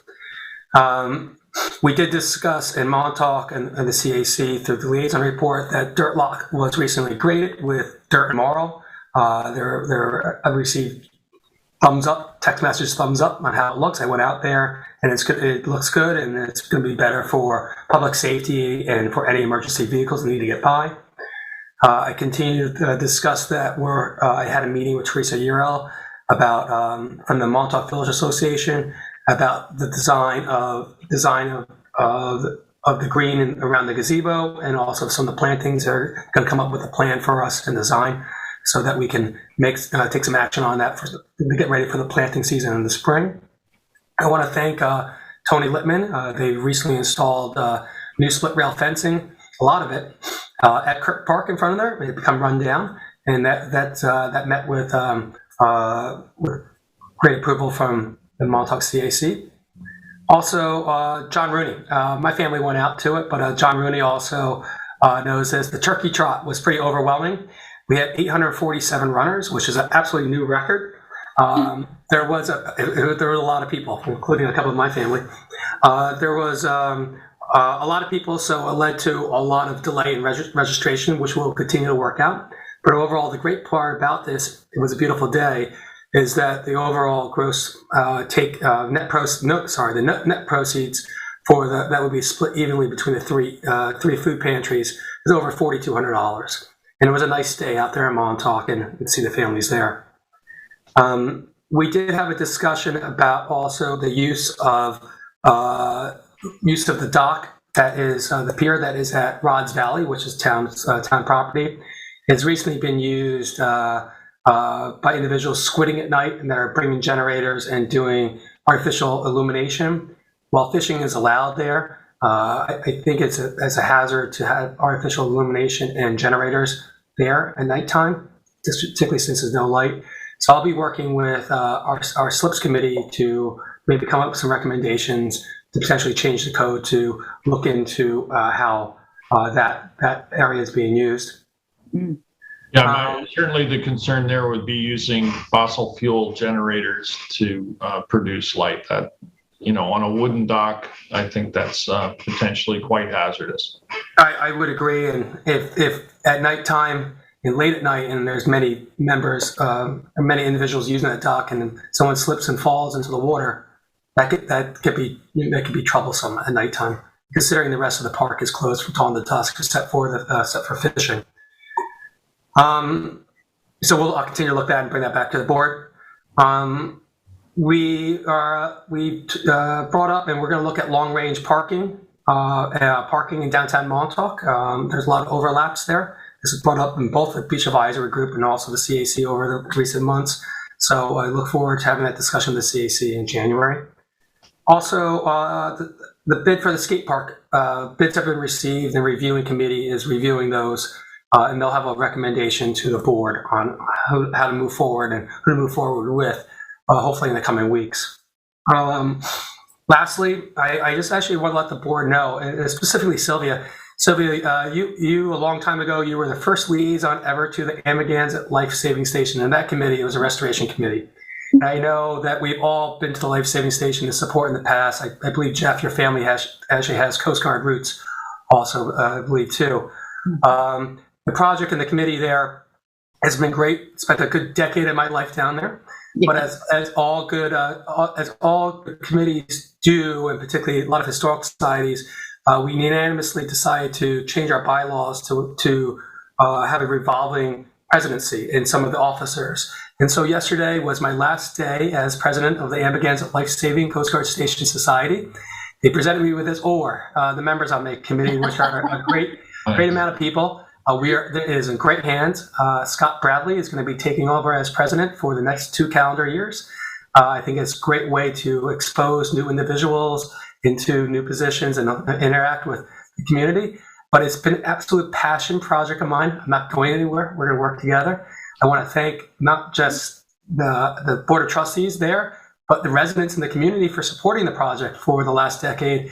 But every single one of you on this call, every single member of the board, the supervisor, John, Jill, Nikki, Carol, it was a complete town project that everyone in the town helped at, and I appreciate that. So it's not bittersweet. It's just another chapter moving forward, and I want to thank everyone for that. So, David, it often takes somebody with vision, energy, and perseverance in order to get something as complicated and such a heavy lift as redoing the life-saving station.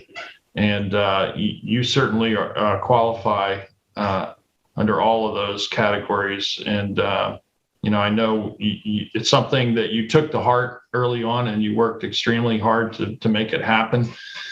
Before you were on the board here, we met with you and we talked about license agreements and how to make it happen. And every step of the way, your energy and perseverance really helped drive that whole effort. And you inspired so many other people as well. And I think it was contagious. And that's what it takes. That's the kind of leadership it takes to get a project of that nature through to completion. So congratulations. What a great run. And now it looks like you have a paddle. So if you get stuck up the creek, yeah, you got a way forward. I do. Thank you, Peter, for the kind words. But any of these the symbiotic relationships that our historical societies have on town-owned properties, it takes a constant conversation and support of the board. So this board, every single one, has always given the support to that project, and I hope the boards going through the generations continue to do so, because there's one way we want to keep our history alive. So I thank you for that, and with that, that is my liaison report of the day. Thank you, David. Sylvia? Well, I'm just going to piggyback on what David was saying. My favorite memory of David in those early meetings that we had was he would comb eBay for things that had to do with life-saving stations, so that he made sure that we were always on the right track, that we were looking at artifacts that might be out there.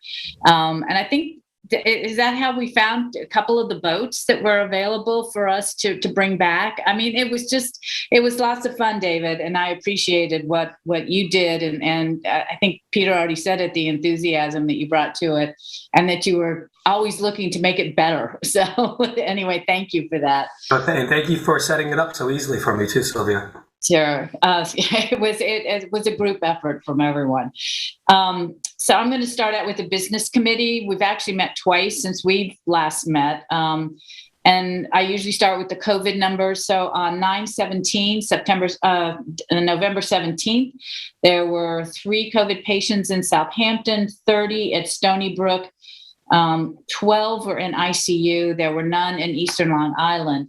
Our last meeting was on December the 2nd. We had 7 COVID patients at Southampton. We still had we had 30, same count, I'm not saying same patients, at Stony Brook, and 6 were on ventilators, 13 in ICU. And Eastern Long Island, again, has 0. That's the smaller hospital in Greenport. So they continue to do testing and vaccinations at Parish Hall in Southampton. Please make an appointment if you need to go there for any type of a vaccine at this point, except for the pediatric ones. They are not doing those. They are only doing, as of December 2nd, they're only doing the adults. The committee discussed the Beach Preservation Committee, and it had an upcoming meeting. I'm not sure. We'll talk about the results of that meeting at our next meeting. We also got a status update of FIMP from Kim Shaw. Our main purpose for that meeting was to look at outdoor dining pilot program, which we initiated almost a year ago. It's up for, it's ready to expire. And so we wanted to look at updating and suggestions from different committee members. And Peter, you were on that call, as well as some others. Joanne was on that call as well. And so from that meeting, we've got some ideas I need to work with, and John is ready. He's already said he's ready at any point when I can go through my notes and we can talk about updating that pilot program for dining for next summer. It would be for outdoor dining. The Wainscott Tree Committee also met, and what we're looking at there is that tree ordinances that other communities already have, and seeing if we can adopt a tree ordinance for the town of East Hampton. We also discussed overclearing and how to address it within the town. With the amount of building that's going on, we have seen that there's been a lot of overclearing. And so I have met with Natural Resources Department, Kim Shaw and Mark Abramson, about ways to amend the code to avoid overclearing issues. We will be, Mark has been already working with Assistant Town Attorney David McMaster, and we'll be going back and forth to see what we can do to make sure that we have proposed legislation that we can look at in January at a town board work session about overclearing and putting that in our code and updating our code for that. The Community Housing Opportunity Fund Committee also met on December 2nd. And so by code, East Hampton has a written and adopted Community Housing Opportunity Fund implementation plan that was done in the early 2000s. We updated that plan in 2014 and again in 2018. Those two plans are on the website. This plan should be the basis for the plan that's necessary to adopt the new 0.5% transfer tax for affordable housing. The planning department and the CHOF committee are ready to assist the town and help write that implementation housing plan, of course, with public input, before voting on the affordable housing transfer tax, which will happen in November of 2022. RV use as seasonal or temporary workforce housing was also discussed. We've been talking about it for many months. There is a draft legislation for it, and I'm going to put that on an agenda also in January. It's sort of an outline of legislation for a pilot program. Personally, I feel it needs a whole lot of work before we can, and we need a whole lot of public input before we can move forward with it. But I will send you the draft to the town board, and then we'll have it on an agenda for January, one of those Tuesdays in January. Several members from the business committee are also attending those CHOF meetings, in particular to understand and to help inform that committee about using RVs as possible seasonal housing. November 22nd, the East Hampton Arts Council met. They want the town to commit to doing the high school's March Madness again. We have skipped a year because of COVID, and the town has done it in the past, and we hope to continue that. And it's from my point of view, it's a big yes, and I have to thank Tony Littman for doing a lot for getting that project done. He is, the town is the one in Tony Littman's department. They supply all of the wood boards. This is an art project, and they supply all the wood boards to the different classes for them to compete in an art competition during March Madness. And thank Tony Littman for doing that. He gets them done and gets it delivered to the high school for the competition between the different classes. Brooks Park was also discussed. Janet Jennings and her committee is finishing a management plan that will be submitted to the town's property management committee in early December. The town is also accepting and wanted to talk to us about accepting any donations for Brooks Park. The town has got a fund now available for people to donate. And there are a few Arts Council members that have already donated some checks or collected some checks. We're updating our social media. That's with Edwina Lucas is doing that. And Rich Modis, who is the chair of the East Hampton Arts Council, is organizing a show for East Hampton High School alumni. It's going to be sponsored in conjunction with the Arts Council and the Historical Society. Together, we're scheduling that sometime in May of 2022, and the art show will be at the Mulford Farm Barn. And so there'll be more as we move forward with the art show. The Wainscott CAC met this past Saturday. Sarah Davison was the executive director, who is the executive director of the Friends of Georgia Capon. She was the speaker. She gave a PowerPoint presentation concerning the development of Wainscott Community Commercial Center, or as we know it, the Wainscott Pit. It's now being reviewed by the Planning Department and the Planning Board. And the concern that she was bringing forward, of course, is about nitrogen and nitrogen loading in Georgia Pond. She discussed the needs of nitrogen being reduced currently by at least 63% to have a healthy pond. So the subdivision of the Wainscott Commercial Center into 50 commercial lots doesn't address nitrogen at this time, but Sam Kramer, who is the chair of the planning board, discussed the draft environmental impact statement that has been submitted. The planning board needs more information, so the EIS that was submitted is currently incomplete. Mr. Tintle was also, who's the owner of the pit, was also at the meeting and formed the group that Suffolk County Department of Health Services has issued a very low flow rate for the properties and this subdivision if it takes place. So they will need to probably have AI on-site sewage treatment anyway as they move forward in development. Mr. Tintle is aware of the Hamlet plan, the Wainscott Hamlet plan, and his willingness was nice to hear that he is willing to discuss those types of plans for the Wainscott pit. Lisa LaCurry was also on the call, and she's completing the process of getting the working group together for the implementation of the Wainscott Hamlet plan.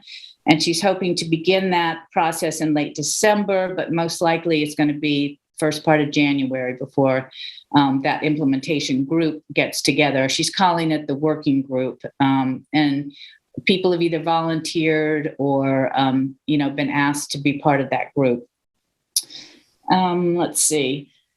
There seemed to be at that meeting sort of a coordinated effort by members and non-members of the CAC to express a need for a point person from the town to oversee all aspects of South Fork wind construction, and to have community needed information given to Wainscott.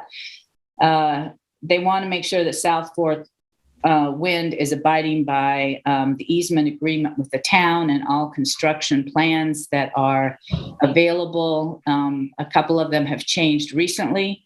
They just want to make sure that there is good communication between the town and the community. So if there could be a point person, I suggested that perhaps somebody who would have a lot of knowledge might be in the Natural Resources Department, so something I'll talk to Kim about. They also gave a proclamation later in the day to Catherine Rayner for her generosity in making the property at 27 and Wainscott Stone Road available now as a park and public open space. And I think it does really change that end of the hamlet into a more rural setting. So they gave her a proclamation, which was great. And I think the only other thing I wanted to talk about was, again, there was a press release that was sent out. Our new planning director is Jeremy Samuelson, who will be starting on January the 3rd, and look forward to having him become part of that department. He has a strong environmental background. He has roots in our community, and I really feel fortunate that we were able to have Jeremy now as the director of our planning department. Balloon legislation was hopefully on for today, but it's going to be something for us to consider. This is the ban of helium-filled balloons. It's a long time coming because we had a hard time getting the transcripts posted. We hope it's on then for next Tuesday. And that's my report. Thank you, Sylvia. Jeff, do you have a report for us today? Yes, it's tax time again, and the 21 tax bills are going to be available in mid-December, and I wanted to go through the payment options. Residents can pay at the 300 Panago office. There's a mail-in slot there for drop-off payments, and a mailed receipt will be sent out, or they can pay by mail or check directly to Hauppauge with an address posted on the website. The postmark for first half taxes is January 10th, 2022, May 31st, 2022 for the second half. We're also taking online payments with credit cards or e-checks, or residents can call the tax receiver's office and they can pay with credit cards with a service charge, debit cards with a smaller service charge, or e-checks with an even smaller charge. Payments can also be taken at the Dime Savings Bank and at the Montauk Playhouse. And the receiver has generated something in excess of 24,000 tax bills. So it's a lot of work to get the money into the town funds and the fire districts, the school, the libraries, and the special use districts. Wanted to let everybody Jeff, know. when are they going to go out? I don't know the exact date. When I checked the website, it said mid-December. I have to check. It's We're not probably out. responsible for them anymore. And if you need to do any work, Would you like an answer? Sure. Yes, we can have the receiver weigh in. The county is supposed to do their numbers today, and then we will run it out and they'll go up to the design distributors to be mailed out. So it will be probably the 15th or so, 17th. Okay. It's usually the Christmas time. I know that. Just in time. A little present from the town. Yeah. I was looking through the noise reports around Thanksgiving and thought I'd let everybody know that starting on the Sunday before, there were 66 noise complaints. Most of them were helicopters, followed by prop planes and jets.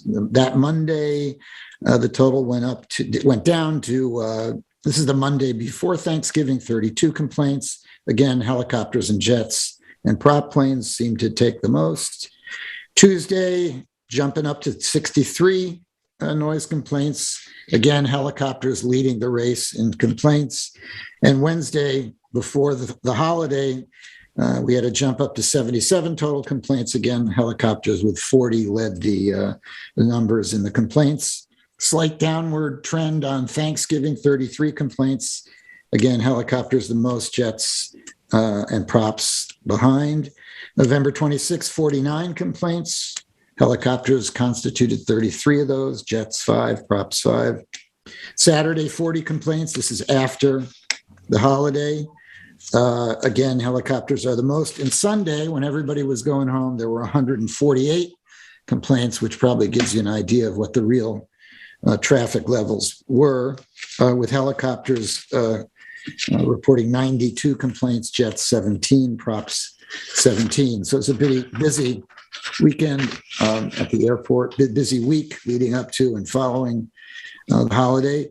As the town board knows, we had an issue with the lights at the terminal building and around the terminal building that went out, and happily Tony Littman and the Parks Department together were able to quickly set up portable lights on November 23rd, and Steve Tuma lent a hand by arranging for the timing of the lights so we didn't have an unsafe condition at the airport.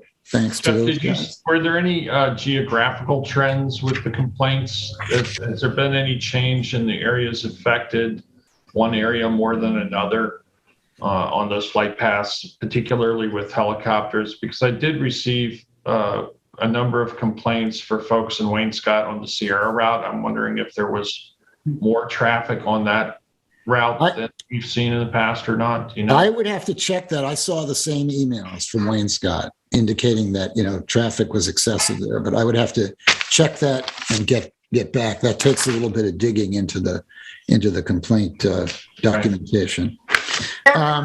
Timing on repairing the lights out at the airport, because those lights that we've borrowed from the village are running on generators. I'll have to check in with them and see what progress they're making. I know that Tony Littman is not in town yet. So I'll see what I can get back to you. I think Barry does the electrical work.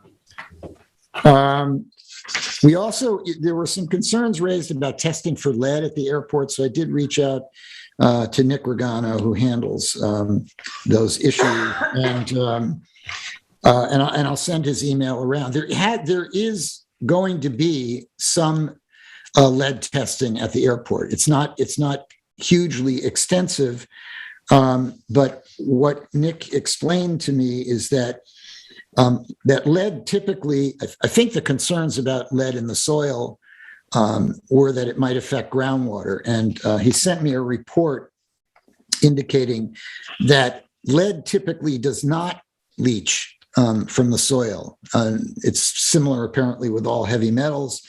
And I can send this email around so the TAL board can take a look at it. But the usual mechanism or the vector for lead getting into drinking water is by the use of lead piping, actually. Typically, it doesn't leach out of soil and contaminate the water.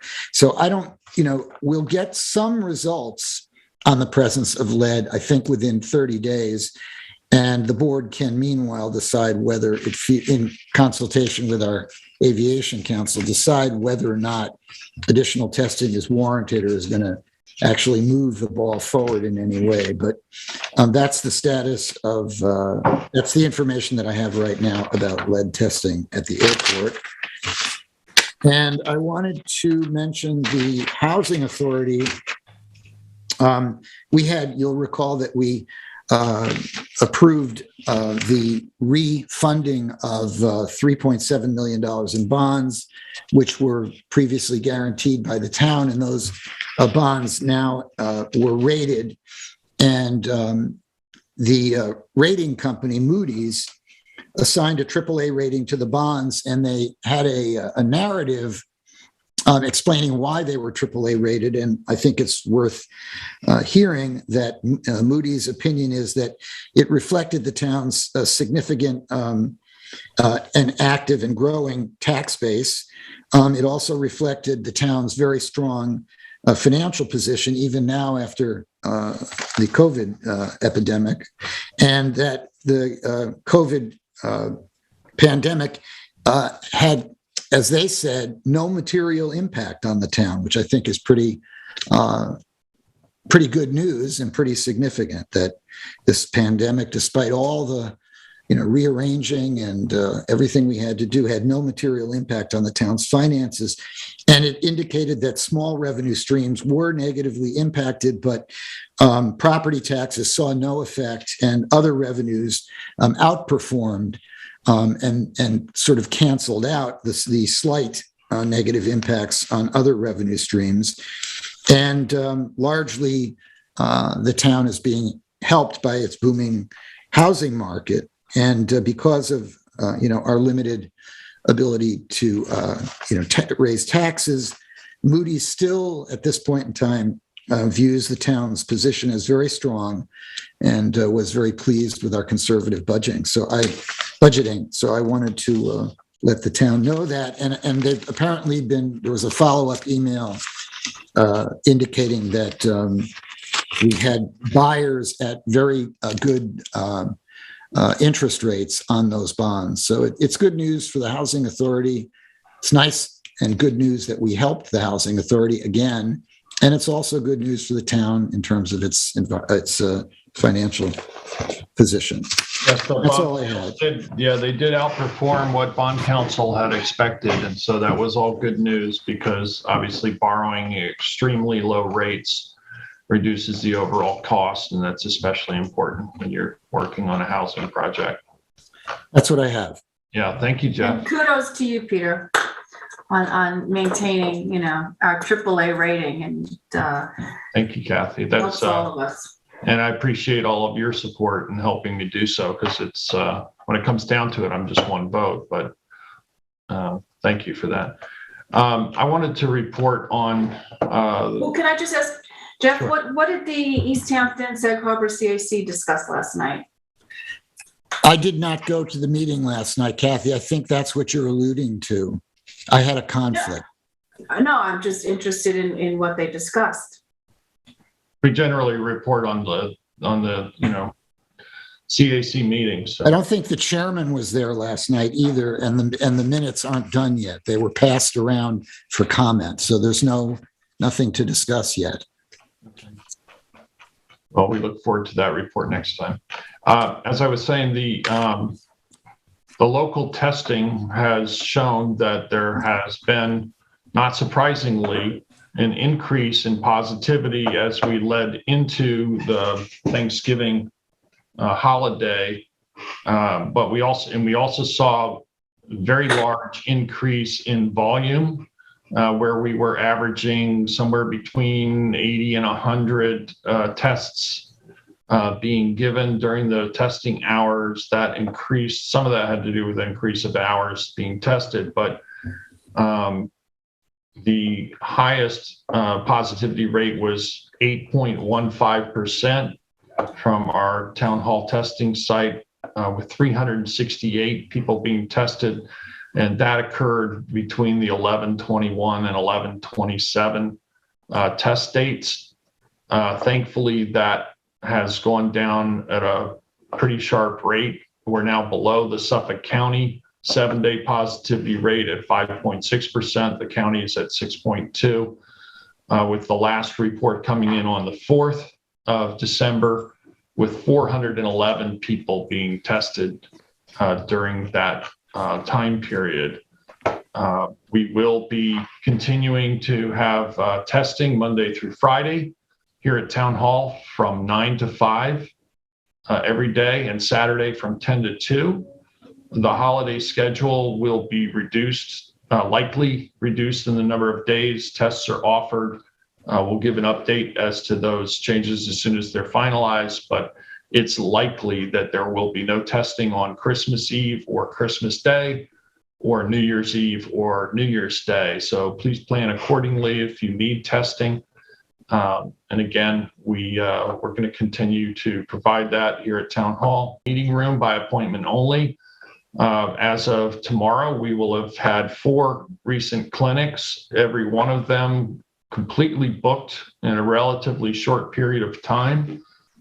So as these new dates come up, they are getting filled. So if you need a booster shot or a first shot, all 3 vaccines are being offered, Pfizer, Moderna, and Johnson & Johnson at your choice. There is no charge, but again, you have to make an appointment. We're doing roughly about 130 vaccines per day at these clinics. We'll have 4 additional daytime clinics coming late in the month and early in through January, from 9 a.m. to 4 p.m. The following dates are December 28th, January 5th, January 19th, January 24th, and we have 2 evening clinics from 4 to 8, December 22nd and January 10th. You can go to the town website, ehamptonny.gov, for more information, or call my office at 324-4140. I participated on the 11:30 at the East Hampton Unified School District's Housing Forum. We had an introduction by Assemblyman Fred Thiel, who gave an update to all in attendance about the recent legislation that had been passed by both houses that he sponsored and signed into law by the governor, which allows for the 5 East End towns to create a housing fund through a 0.5% tax transfer tax. And there will be a referendum. This gives the local municipality an opportunity to put together a housing plan, much like we did for the water quality plan and the CPF, and to use funds to help with the housing crisis. And this could be in the form of providing down payments and other subsidies to those wishing to purchase a home, continuing with many of the efforts that the town already has in place. But this will certainly be a great tool in terms of providing necessary funding to actually make these things happen. It was very well attended forum with many interested parties being involved. We had a member of the hospital board there, who was explaining, this has not been an issue of just low income housing problems. This affects any working person, whether it's the hospital's ability to attract and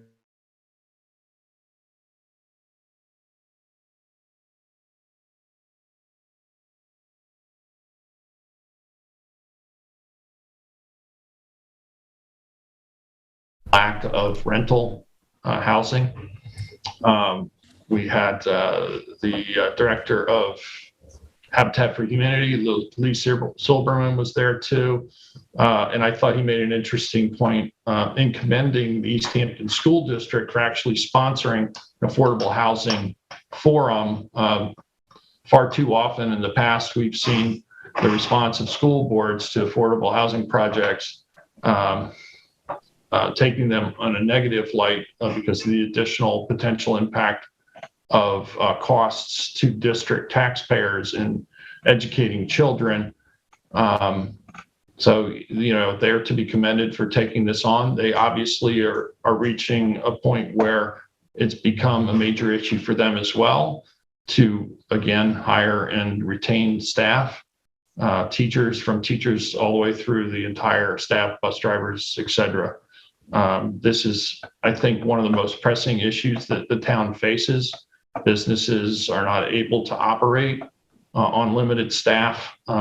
Some businesses, like restaurants, that have pretty tight margins anyway, if they're only able to staff 5 days a week instead of 7.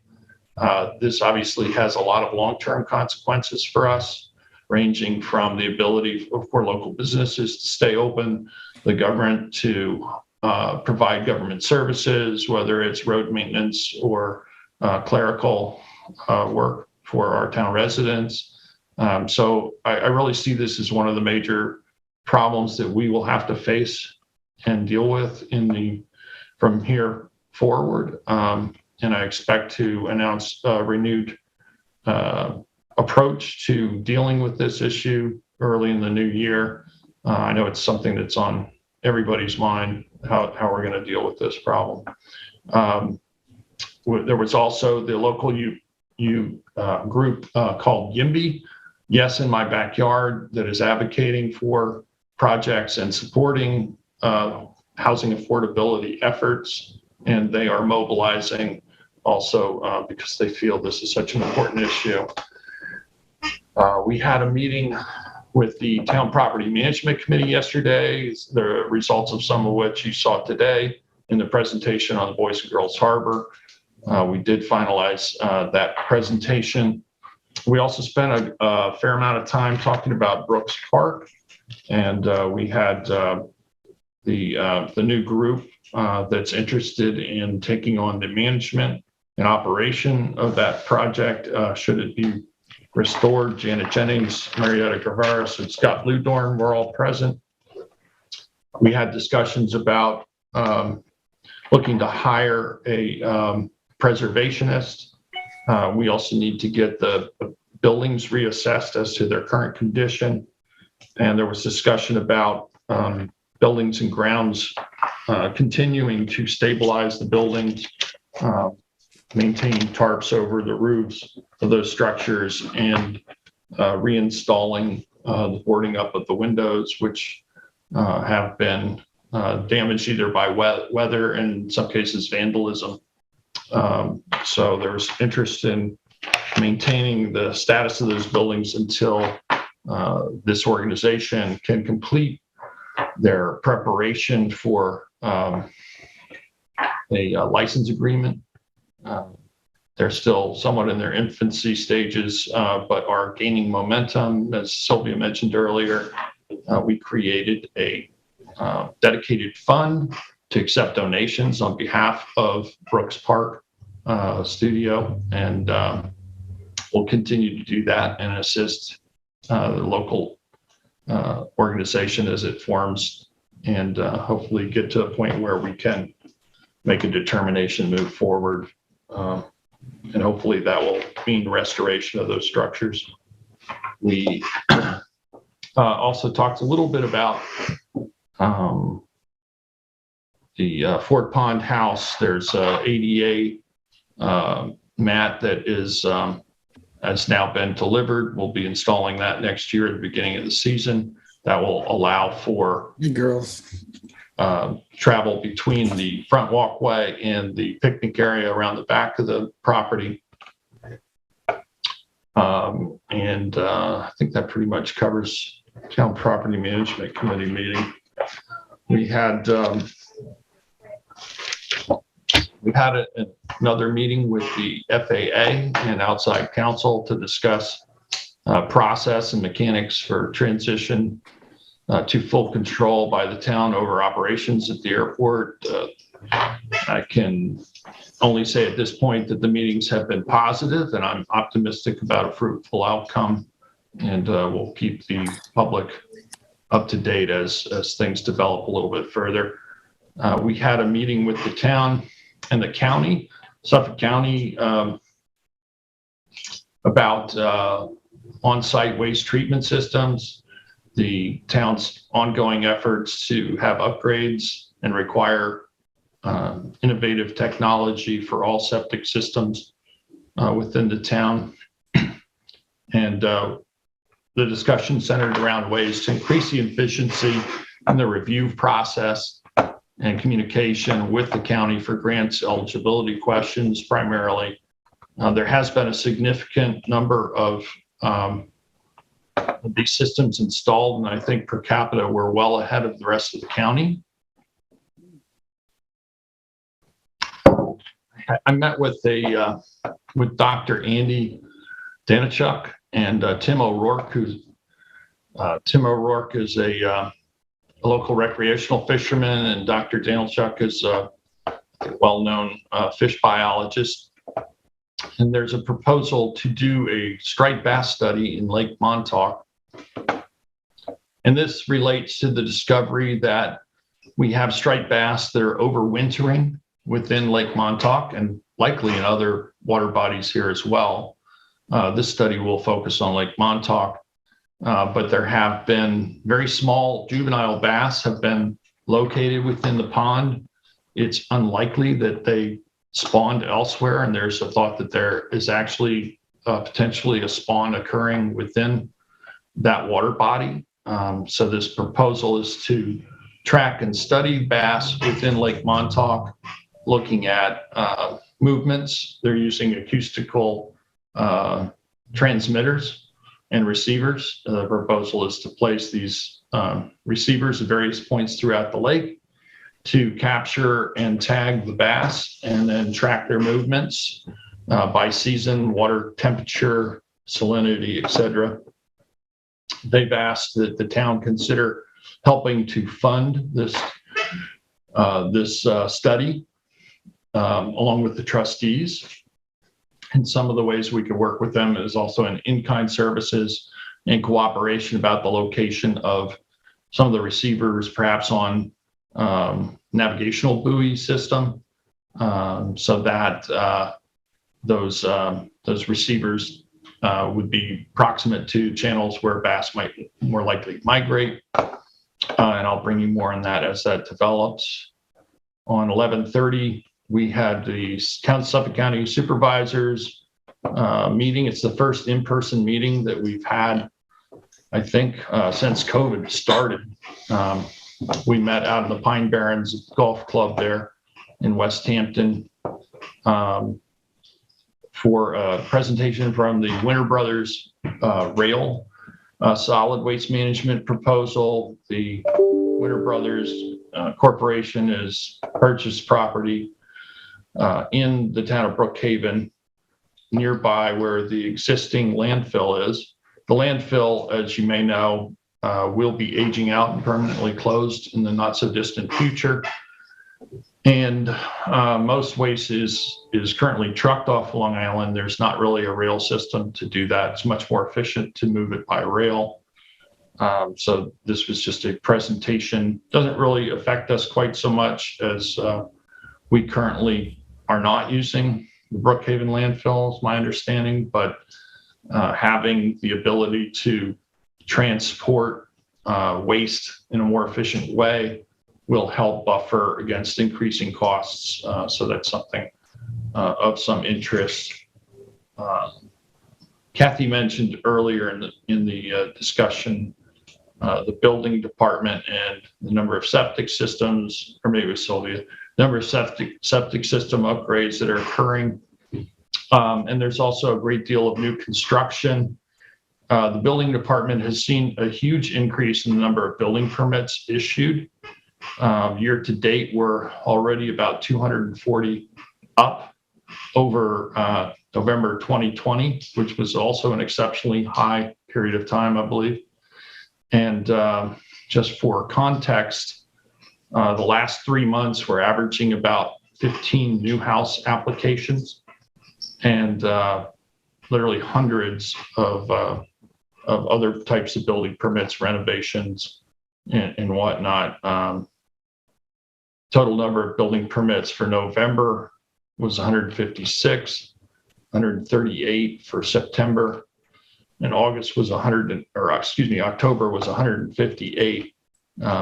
These are quite large numbers, and we ask for the public's patience in reviewing and issuing permits and doing inspections. We actually are down, I think, 2 inspectors at this point right now. We had somebody just moved, and somebody will be out on medical leave. We do have open position. If you're interested in the position, contact our Human Resources Department. And we do hope to be able to, and depending on the continued flow of applications, we do hope to reduce the amount of time the public has to wait in order to get permits issued. I attended menorah lighting at the Hook Mill, and this was the Jewish Center of the Hamptons, Rabbi Josh Franklin presiding. Was attended with Jeff Bragman and Kathy. It was a really nice occasion, and one of the messages from the rabbi was that we're in a season of light, and I would just say that now that we're entering the holiday season, we can all work on bringing a little more light to each other and to our community. There are those less fortunate than us within our community, and there's much that we can do to connect with them and help them through difficult times. And so I encourage everyone to donate their time.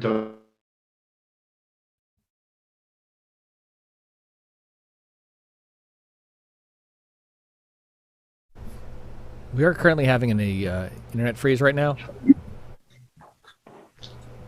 I apologize for that, Peter. We're currently experiencing some internet connections over here. I'm going to be calling LightPath soon. I apologize. Okay, well, we'll move on now to, I believe we have some resolutions to approve. Kathy? I will start. I'd like to offer. Actually, I apologize. It's David Lease is up first today. Caught me off guard, David. No worries. I'd like to offer Resolution 2021-1350. This is the part-time laborer in the Parks Department, John Vincenzo, an hourly rate of $18.41 to be paid bi-weekly, retroactive to December 6, 2021.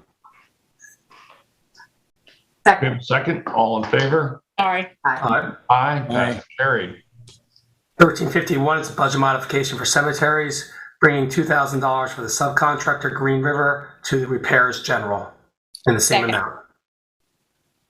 Second. All in favor? Aye. Aye. Passed and carried. 1352 is a budget modification for aquaculture, moving $40 from part-time salaries to $40 for telephone. Second. All in favor? Aye. Aye. Passed and carried. 1353 is a budget modification for recreation. This would be for some jet skis that cost us higher, bringing $3,200 from part-time salaries into other equipment in the same amount. Second.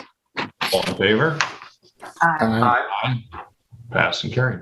1354 is budget modification for buildings and grounds, taking $5,500 from full-time salaries and $300 from part-time salaries, bringing them then to repairs general in the amount of $5,000, telephone for $500, and telephone for $300. Second. All in favor? Aye. Aye. Passed and carried. 1355 is a SEPTA proposal for South Edison Comfort Station septic upgrade design. We received from LK McLean on December 1st, 2021, a proposal in the amount of $11,800 for the engineering design, and this will be paid out of the water quality account subcontractor line. Second. All in favor? Aye. Aye. Aye, pass and carry. 1356 is an asbestos professional services amendment for the Avalon property, where we acquired this property in Montauk 136 Second House Road. We actually did a resolution 2021-321 authorizing the testing of the structures, whereas the asbestos inspector, the project, had extra days on site at the amount of $750 per day. It took extra time. Initially, they provided, with our initial approval for funding was $7,000. It needs to be increased by $9,750 for a total not to exceed $16,750, again, to be paid from Community Preservation Fund subcontracting costs. Second. All in favor? Aye. Aye, pass and carry. 1357 is a payout upon retirement for William Taylor, where he was a waterways management supervisor in the aquaculture department. He retired his full-time employment effective November 15th, 2021, and after audited time records indicated that he secured vacation time in the amount of 272.61 hours, sick time in the amount of 239 hours and 68 hours, and accrued compensatory time of 3.38 hours. Therefore, Finance is going to issue a check in the amount of $10,642.56 for vacation time, $9,356.83 for sick time, $131.95 for geez, this one gets me every time. Compensatory time and prorated longevity for $3,615.38 for a gross total of $23,746.72 to be paid to William Taylor as his final payout. Thank you, Bill, for your service. Yes, thank you, Bill. Second. All in favor? Aye. Aye. Additionally, thank you, Bill, for your service to the town, and enjoy your retirement. Resolution 1339 is a budget modification for the airport. We are moving money from contingency in the amount of $10,000 and appropriated. I'm going on public lane, so. Yeah, I'm so sorry. I'll mute It him. needs to be taken off the table if you're going to introduce it.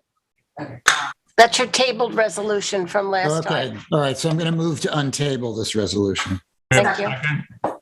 All in favor? Aye. Aye. Untabled.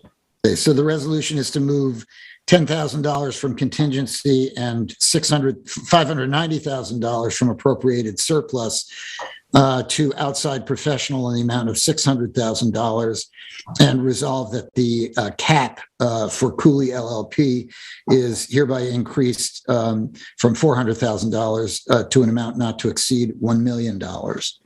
Second. All in favor? Aye. Aye. Pass and carry. Resolution 1358 is to approve the hiring of subcontractor Bonnie Engelbright in the assessor's department at an hourly rate of $35 per hour, payable on invoices and not to exceed a total of $7,000 effective January 1st. And and that's it. Clerk is required to forward. Second. All in favor? Aye. Aye. Pass and carry. Resolution 1359 is a budget modification from the tax receiver's office, moving funds from part-time services in the amount of $200 to office expense in the amount of $200. Second. All in favor? Aye. Aye. Passed and carried. Resolution 2021-1360 is notice of a hearing pursuant to Chapter 75 to amend the airport layout plan and secret determination for the sale of industrial road lot. That is 54 Industrial Road. We discussed that in a work session today, and that hearing date is for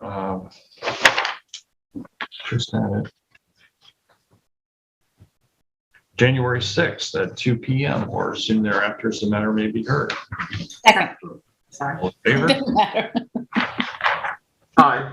Aye. Aye. Passed and carried. 1361 is to appoint seasonal snow removal drivers and laborers in the highway department for the 2021-2022 season. And that is for, let's see, at a rate of $30 per hour, retroactive to December 1st. Second. All in favor? Aye. Aye. Passed and carried. 1362 is to appoint part-time labor in the highway department, Glenn Spratt. And that is at Second. an hourly rate of $18.40 and retroactive December 6th. Second. All in favor? Aye. Aye. Passed and carried. Resolution 2021-1363 is to amend the agreement specialized bus service with Southport Commuter Connection, Hampton Hopper LLC. And this is to accommodate the increase in ridership and thereby utilizing a larger bus, which incurs an additional $75 per day payment. Second. All in favor? Aye. Aye. Passed and carried. 1364 is a budget modification for Marine Patrol, moving $3,000 from longevity to $3,000 in other equipment. Second. Favor? Aye. Aye. Carried. 1365 is payout on a resignation of Louis Bermio. He's inspector in the ordinance department, and that is for 117 and a half hours vacation, 57.75 compensatory hours at $30.66 an hour, less 1.85 hours for overuse of personal time, for a gross total of $5,319.13. It's a final payout. Second. Favor? Aye. Aye. Passed and carried. Any other resolutions to offer? I'll entertain a motion to go into executive session. I make a motion to go into exec session for contracts, CPF, and personnel and advice of counsel. Second. All in favor? Aye. Aye. Passed and carried. What time? That's a good question. I think we have enough time. We could go. Does the board want to take a few minutes, something to eat? Yeah. Do we have a time limitation? We do we have a time frame, let's say. Oh, time frame. Okay. So we could we could start at 2:30, Okay. and then I think take a break right after that 2:30 meeting, maybe. Okay. Thank you. All right. So we'll start at 2:30. Okay. Thank you. Motion to close. Second. Well, we're going into exec, right? Oh, we're going right into, on this line? Okay. Yeah. Stay safe, be well, everyone. See you next time.